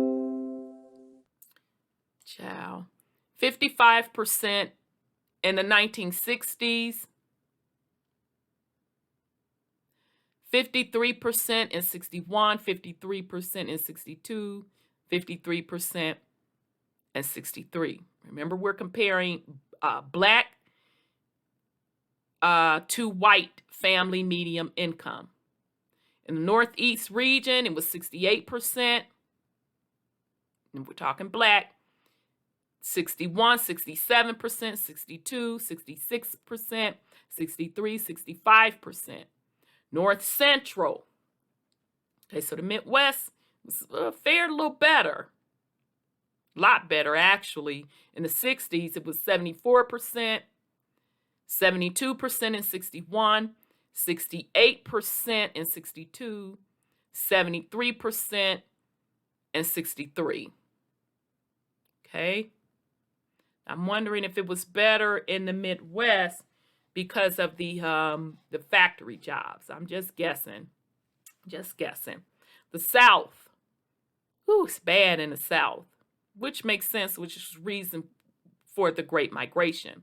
43% in the 60s, 43% in 61, 47% in 62, 45% in 63. In the West, out West. Oh, out West, y'all did better. So in 1960, compared to whites, Black income, median family income was 81% compared to whites. In the 60s, 87% in 61. I wonder what went on out West in 61. Interesting. In 62, 73%. And 63, 76%. That's interesting. That's very, very interesting. I didn't expect that for out West. That's interesting, right? So they're giving you the source for this information, the Department of Commerce, the Census, and population reports, incomes of family and persons in the United States, okay? So they're giving you the sources of that information. Because in general terms, Negro families have the largest number of children and the lowest incomes. Many Negro fathers literally cannot support their families, okay? So shout out to my great aunt. What did I say my great aunt had said? Now remember my great aunt? That means my grandmother, big mama, sister, gave me the lowdown. I so happened to be sitting there. Child, I don't even remember how they got on that conversation. I was just so happened sitting there. And that conversation came up. But I'm going to tell you, my subconscious, I don't know what the hell went on with the rest of that conversation, but I sure remember that important piece. She said that white women were given the birth control and the black women weren't. She had to go up in there and play crazy to get that birth control. So that would make sense why black fathers had more mouths to feed. He had a larger family, okay? Because the father is either not present, is unemployed, or makes such a low wage, the Negro woman goes to work. Child, let me sip my water. Here's another false narrative folks need to come up off of. So y'all sitting up here talking about that black women went in the workforce to be independent. Ain't that one of the other false narratives? That black men, not all black men, and again, if the shoe fits, lace it up and wear it, because hit dogs will holler, are running around saying that black women are working. You're too independent to have a man. Well, according to this study, because the father is either not present, is unemployed, or makes such a low wage, the Negro woman goes to work.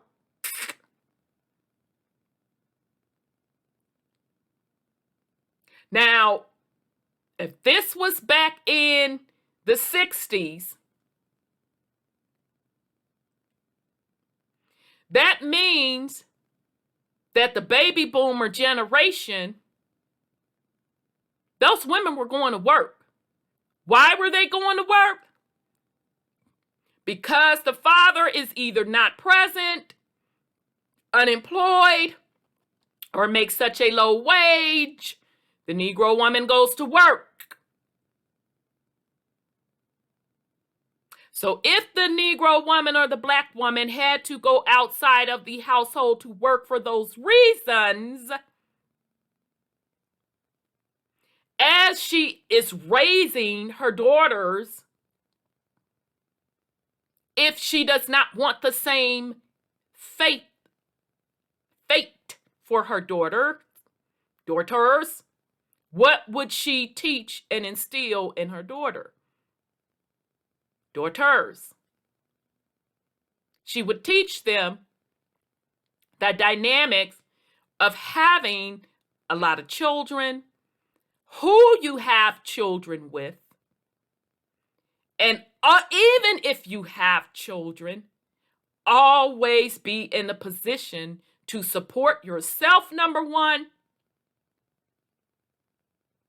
and number two, just in case your mate decides to not be present or is unemployed, okay? And if you had a real soldier as a mother, a man being unemployed, laying up in a home on a consistent basis, you ain't finna be up in that home, no way. Because what is his purpose? Okay?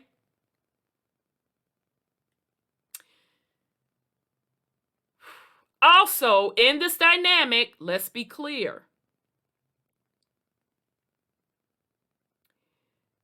Even with women that stayed married, this goes back to the silent generations. So that means Big Mama and Papa and them. What's not talked about in this report. But see, when your elders sit down and really give you the truth, when your elders really sit down and give you the truth, it impacts you greatly. Not sugarcoating anything. When they really give you the truth, it changes things drastically. Because don't think that Big Mama and them had it easy. They did not. Although Big Mama and them stayed in the house, those that were still married, which were a large percent of them were, those who still had the husband in the household, do not think it was all peaches and cream for her. Because what's not tracked in this report is the level of abuse that they suffered. Okay? That's what's missing in this report. And she had no choice, or she made the choice. She did have a choice, but she made the choice to endure that abuse. Why? Because she did not want to either go on welfare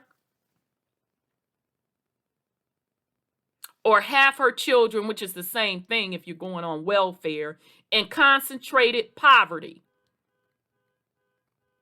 Okay?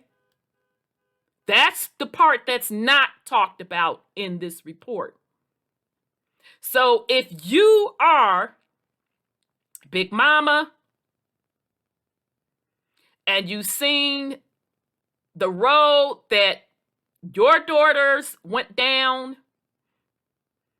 that they tried it again with marriage, still got into the same desertion situations, or becoming single mothers, and now the difference is they were able to get jobs. And the reason they had to go out the household and work because the father is either not present, is unemployed, or making such a low wage. The Negro woman goes to work. By this time, it's the baby boomer women. And sometimes Big Mama and them did too. Now, don't get it twisted. Sometimes they did. Taking in laundry. That was probably under the table. Going to work in somebody's cafeteria, being a cook. Or being a housewife. But definitely by the baby boomers' time, this is the reason Black women went into the workforce. So you as Big Mama, seeing your personal situation of either being in an abusive marriage or having an absentee husband that's not providing, and then seeing your daughters follow the same fate, what would you tell your granddaughters? You're going to tell your granddaughters, number one, don't be having no bunch of babies. Number two, you better vet who you decide to have children with, and you better vet them very well. And the number one important thing that Big Mama gonna tell you is be able to take care of yourself. Be able to take care of yourself. Not out of spite, but out of survival. Okay? 56% of Negro women ages 25 to 64 are in the workforce against 42% of white women. This dependency on the mother's income undermines the position of the father and deprives the children of the kind of attention, particularly in school matters, which is now a standard feature of middle-class upbringing. So now, y'all want to run that past me again of that independent Black woman narrative that the Black man collective is throwing around. You want to run that past me again?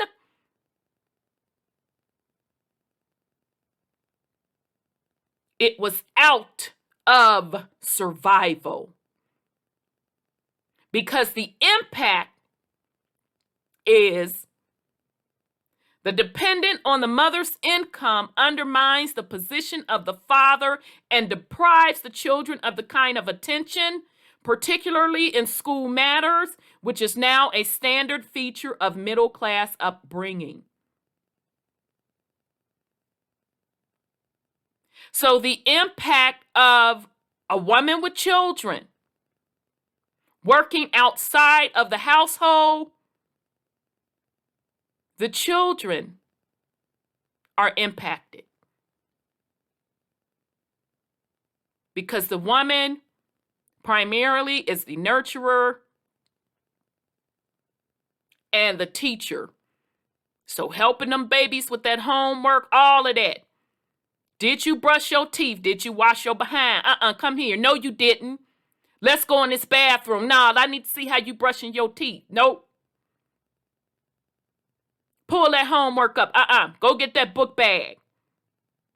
What you mean you ain't got no homework? Oh, okay. So you finna tell me that? Okay. I'm going up to that school tomorrow. And you let that teacher tell me I'ma tell. Oh, no, yeah. Oh, okay. Now you found it. Let's hit it. That's the impact. Who your friends? That little boy that you hanging out with, that little fast tail girl you hanging out with, I don't want to see you with him anymore. You understand me? That's the impact.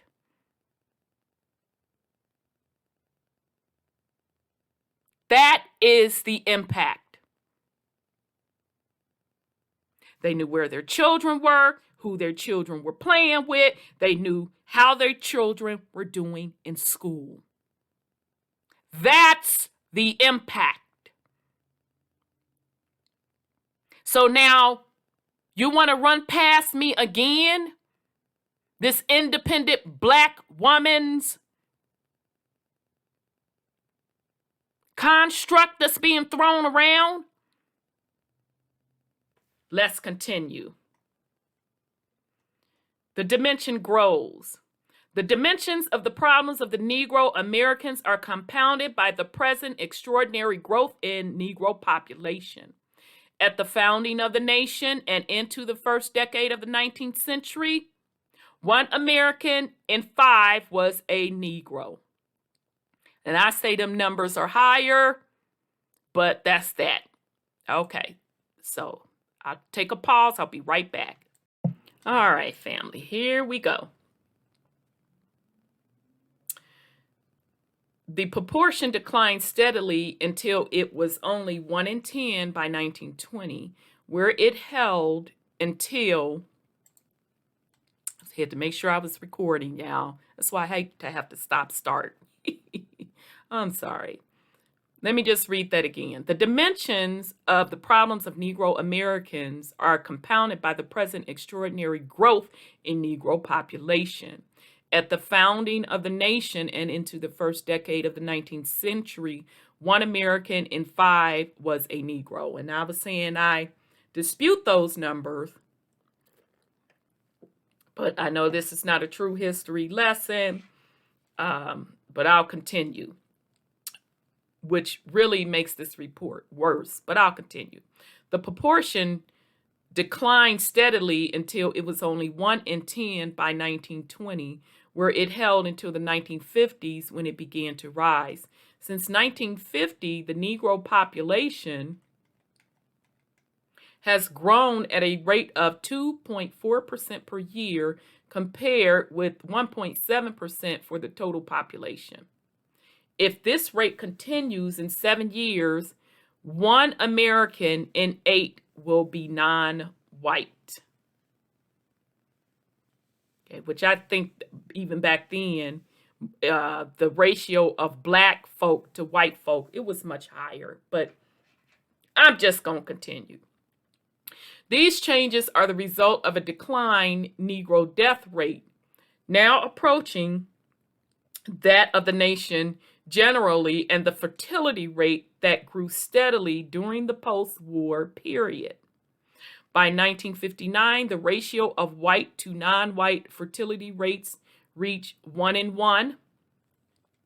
Both the white and black fertility rates have declined since 1959, but the differential has not narrowed. Okay, so black folks having more children than white folks, basically.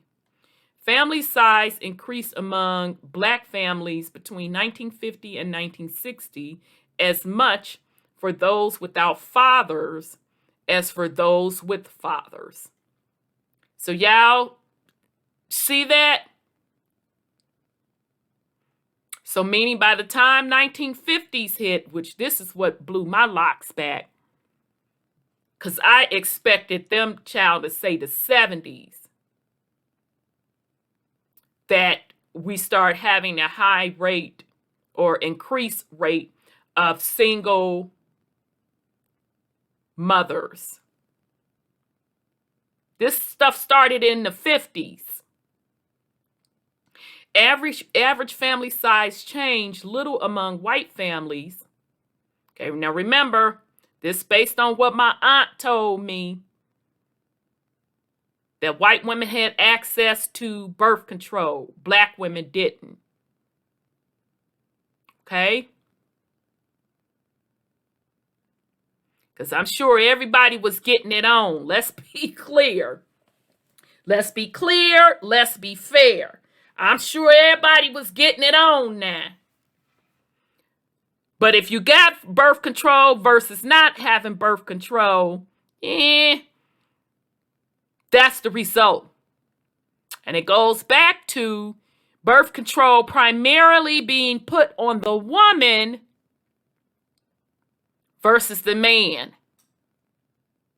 So if women, and this is across the board, this is with white folk and black folk, the responsibility of birth control being put primarily on women. And back up in the day, if black women did not have access to birth control, but white women did, hence the reason why black women had more children than white women. Okay? So men, take note. We all know how babies are born. So if you don't want to be a single father, if you're not ready to have a child, for whatever reason, it doesn't matter whether or not you like the woman, you don't like the woman, you in love with the woman, you ain't in love with the woman, it does not matter. If you are not ready to be a father, for whatever the reason may be, you have control over that. Okay? You can go to the drugstore and go on and get them condoms and let that be what it be. So this excuse of single motherhood being solely on a woman is absolutely ignorant. It's ignorant because anytime you as a man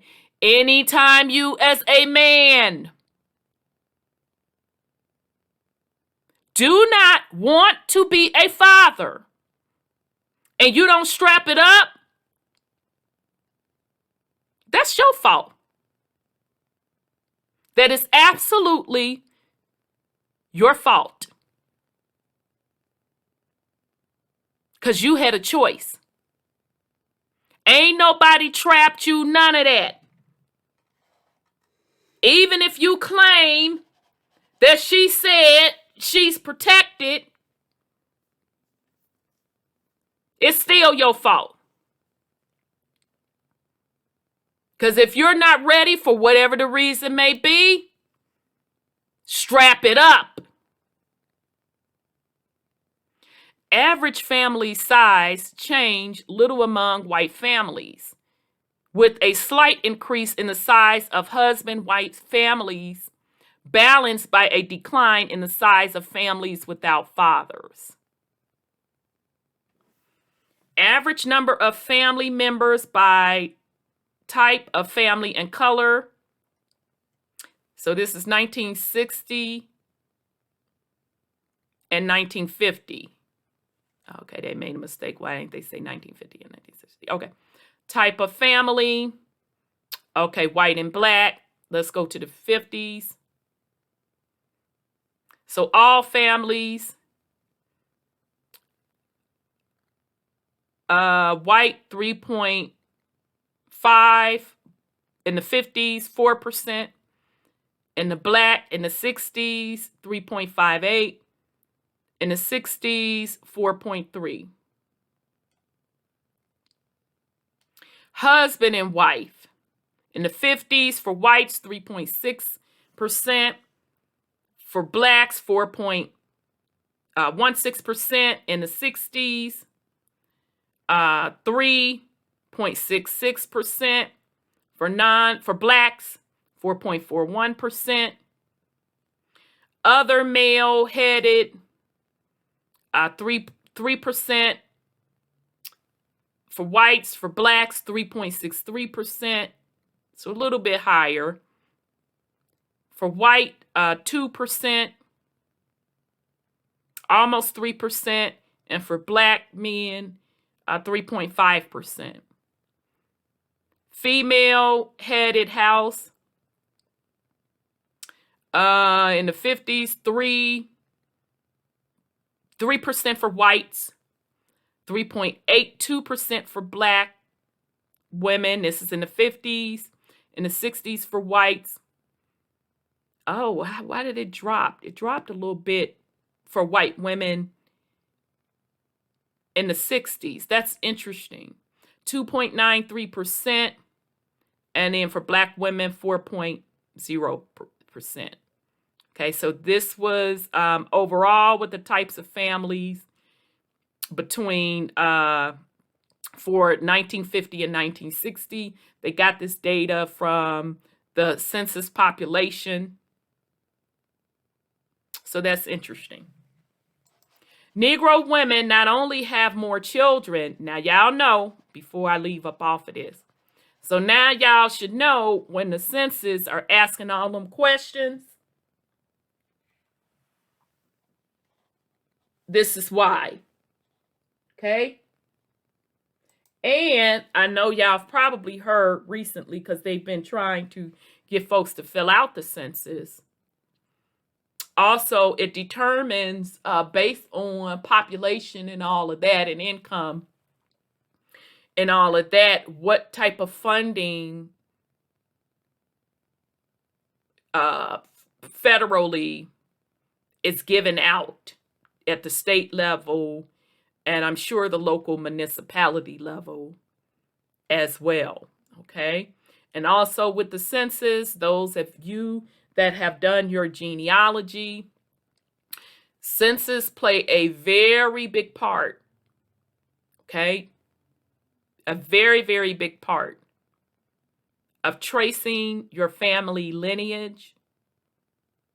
You can trace in your own family lineage, marriage, the number of children,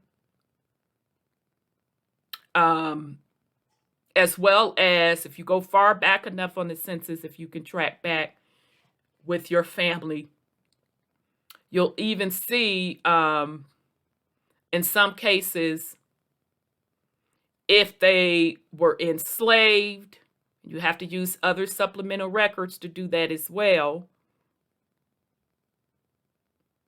or not. And even in some cases on those census, you can catch where your family was classified as Indian. Further back you go. And then further in the future you go, it was changed to Black, Negro. I don't think I've ever seen colored on the census. I may have. I can't remember. It may have been a year or two it was colored. Okay? All right. So that's the importance of census. Okay? Negro women not only have more children, but have them earlier. Okay, it's another one of them conversations that mothers should be having with their daughters. And if you had Big Mama and them around, back up in my day, sure was a conversation they had with me. Thus, in 1960, there were 1,247 children ever born per 1,000 ever married Black women 15 to 19 years of age. Do y'all understand what they're saying? In the 1960s, if that's per 1,000, that would have to be 247,000 children were born by non-married Black women from the ages of 15 to 19. Against only 725,000 among white women. Okay?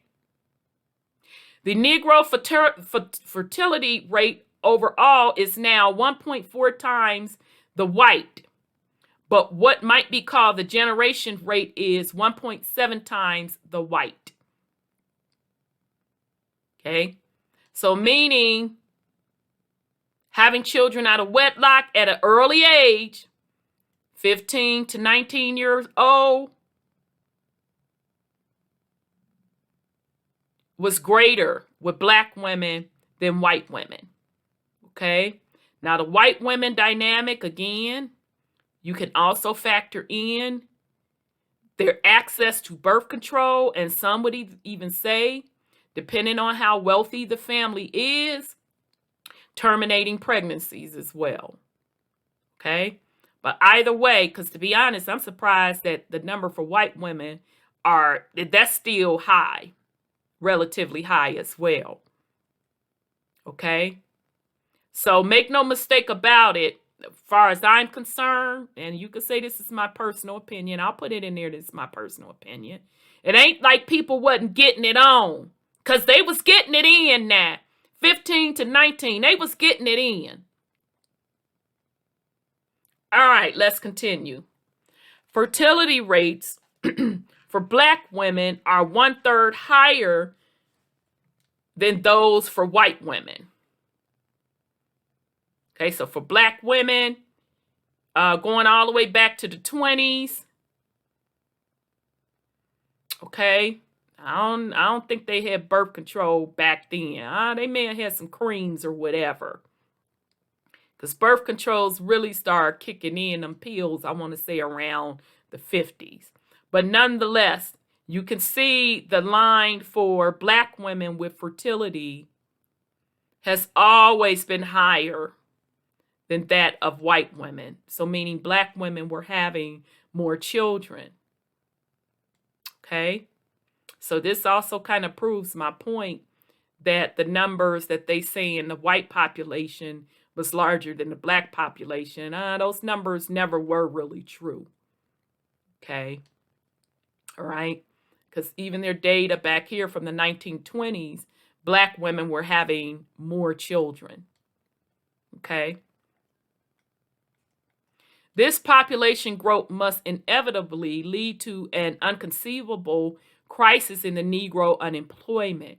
The most conspicuous failure of the American social system in the past 10 years has been its inadequacy of providing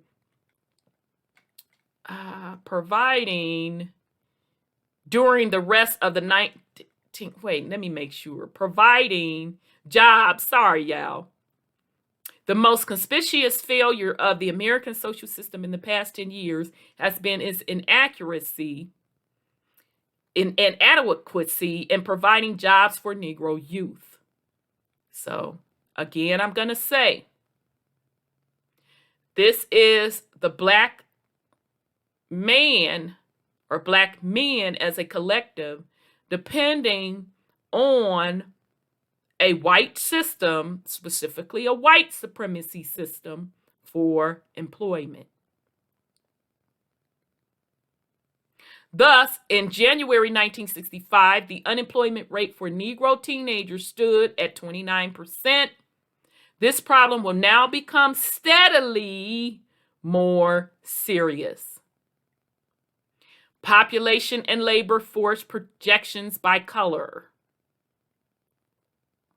Okay, so they're, child. Okay, I don't even think that's improved. So let's see, the civilian population age 14 and over for whites, and 54 to 64, they were saying 15%. Projected beyond 64 through 79%. So they expected a drop. For blacks, actually,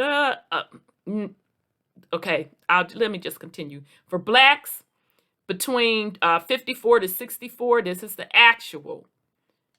23%, what they project. And 64 to 70, 19% or 20%.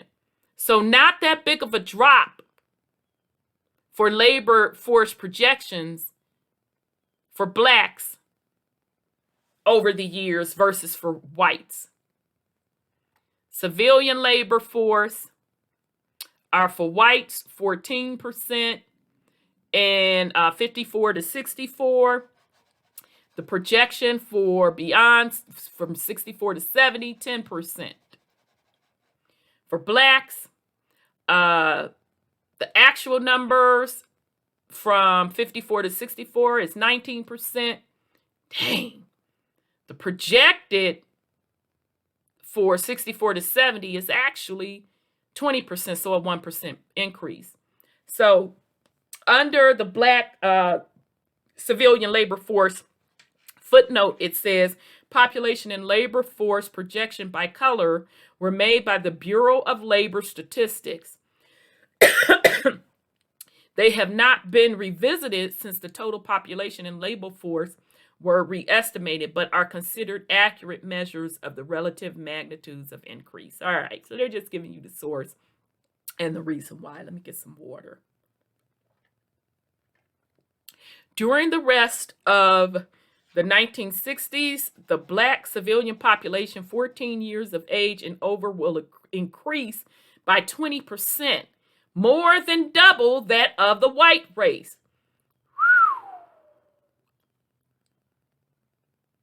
So double the population for teenagers, but they're less employed.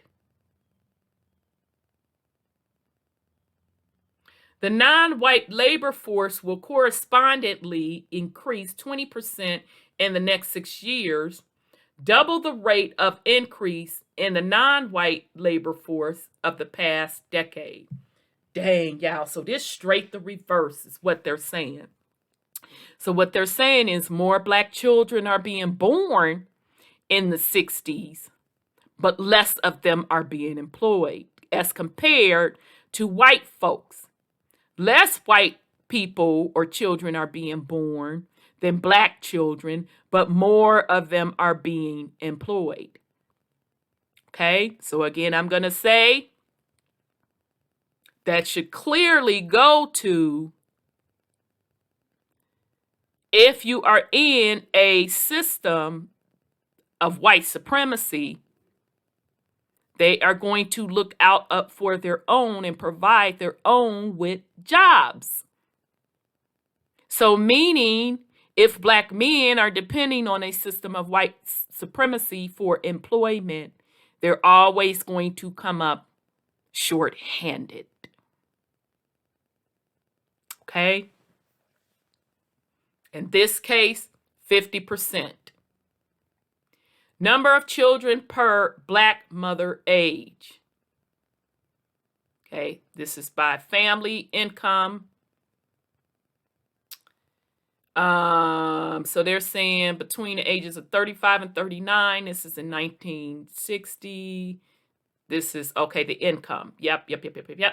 So under $2,000 a year for Black mothers, the ages of 35 to 39, 5%.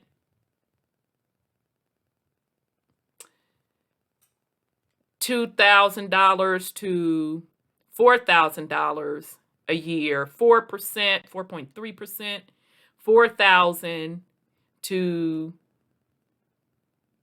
under 5,000, 4%.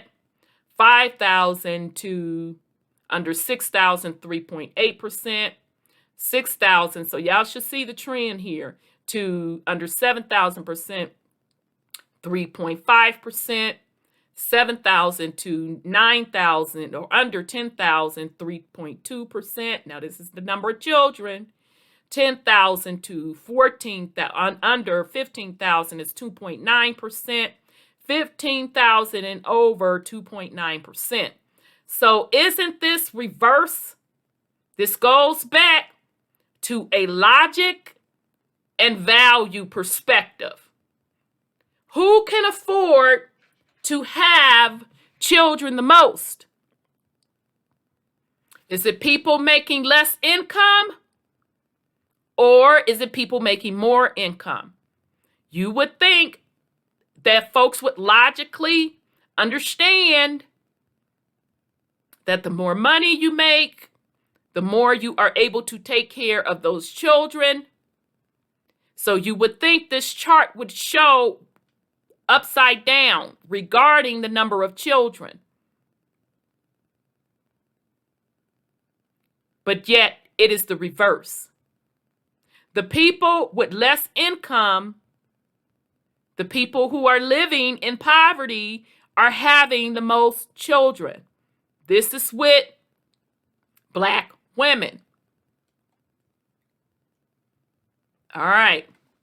As with the population as a whole, there is much evidence that children are being born most rapidly in those Negro families with the least financial resources. Okay, now I've been pointing that out for quite a few graphs here. This is an ancient pattern, but because the needs of children are greater today, it is very possible that the education and opportunity gap between the offspring of these families and those of stable middle-class unions is not closing, but is growing wider, which would make sense.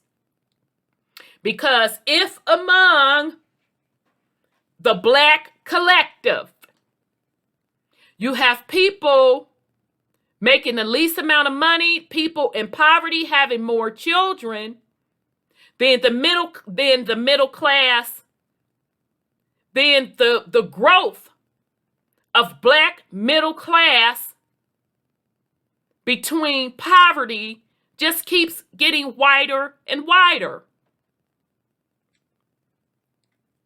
A cycle is at work. Too many children too early make it most difficult for parents to finish school.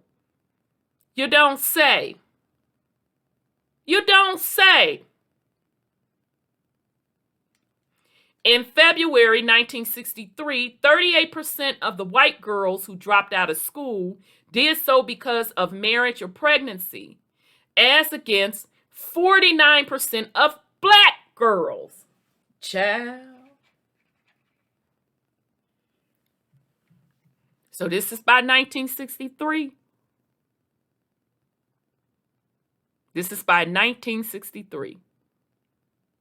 An Urban League study in New York reported that 44% of girl dropouts left school because of pregnancy. Low education levels, in turn, produce low income levels, which deprive children of many opportunities, and so the cycle repeats itself. This should be no surprise to us. This is simple logic, family. So, when Big Mama and them, your mother, your aunts and them, talk to you about not having children at an early age, not having a lot of children because it leads to poverty. They knew what they was talking about. Okay? So it goes into deeper levels, which this report is not going to talk about. Were those conversations being had as a Black collective in the poverty state? Are those Black families that were living in poverty, were those conversations being had on the impact of having children at an early age and having a bunch of children? It's linked to poverty and it's linked to staying impoverished, being passed down from mother to daughter and from father to son. Were those conversations being had? Let's continue.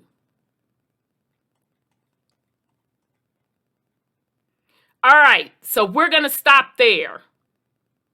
Okay, so they're getting into pathology, and I want to be fresh for that because I know this is quite long anyway. So family, again, just for references purposes, this is the Moynihan report. The case for national action, the Negro family. Now, this was the case for national action back in the 60s. This report was published in 1965. And this report statistics goes from the 1940s all the way up to 1963. This is the Office of Policy Planning and Research, United States Department of Labor. So we're going to come back probably either later this week, get into part 3 of this, into the pathology. In this series, the decline and destruction of the Black family. Remember, my purpose for doing this is to give the Black collective some of the main root causes for what we see today in the Black family structure and single parent households. And this is only going back to the 1940s from the statistical standpoint. But as we saw, they said even as early as what they can say, as early as emancipation, so you would have to say 1865, that Black women were carrying the role of head of household. That's as early as 1865, and it started to become more and more prevalent. Okay, they gave you the reasonings in 1865, which was because of the men just coming up out of war, out of trauma, etc., etc. But as we get into the 1940s, okay, some of it was still stemmed from racism. But then you got into the huge issue of unemployment and desertion by the Black man from his family because of unemployment. Okay? Compound with having large families. And then by the time it gets to the 60s, the increase of young teenage Black girls getting pregnant and not being married. All right? So we're going to come back either later this week or early next week. I'm going to try to do another one sometime this week, part 3, to get into the pathology. I will also leave a link to this report in the description for the family to have a copy of this report for yourself. You can go through it yourself. I would hope that Black men, Black women as a collective, you are having these conversations. You are having honest conversations. I would hope that Black fathers would go through this report with their sons. I would hope that Black mothers would go through this report with their daughters to understand the patterns. Okay? So thank you, family, for being patient with me. This is Rhonda with WTUZ Radio Podcast. Peace and love.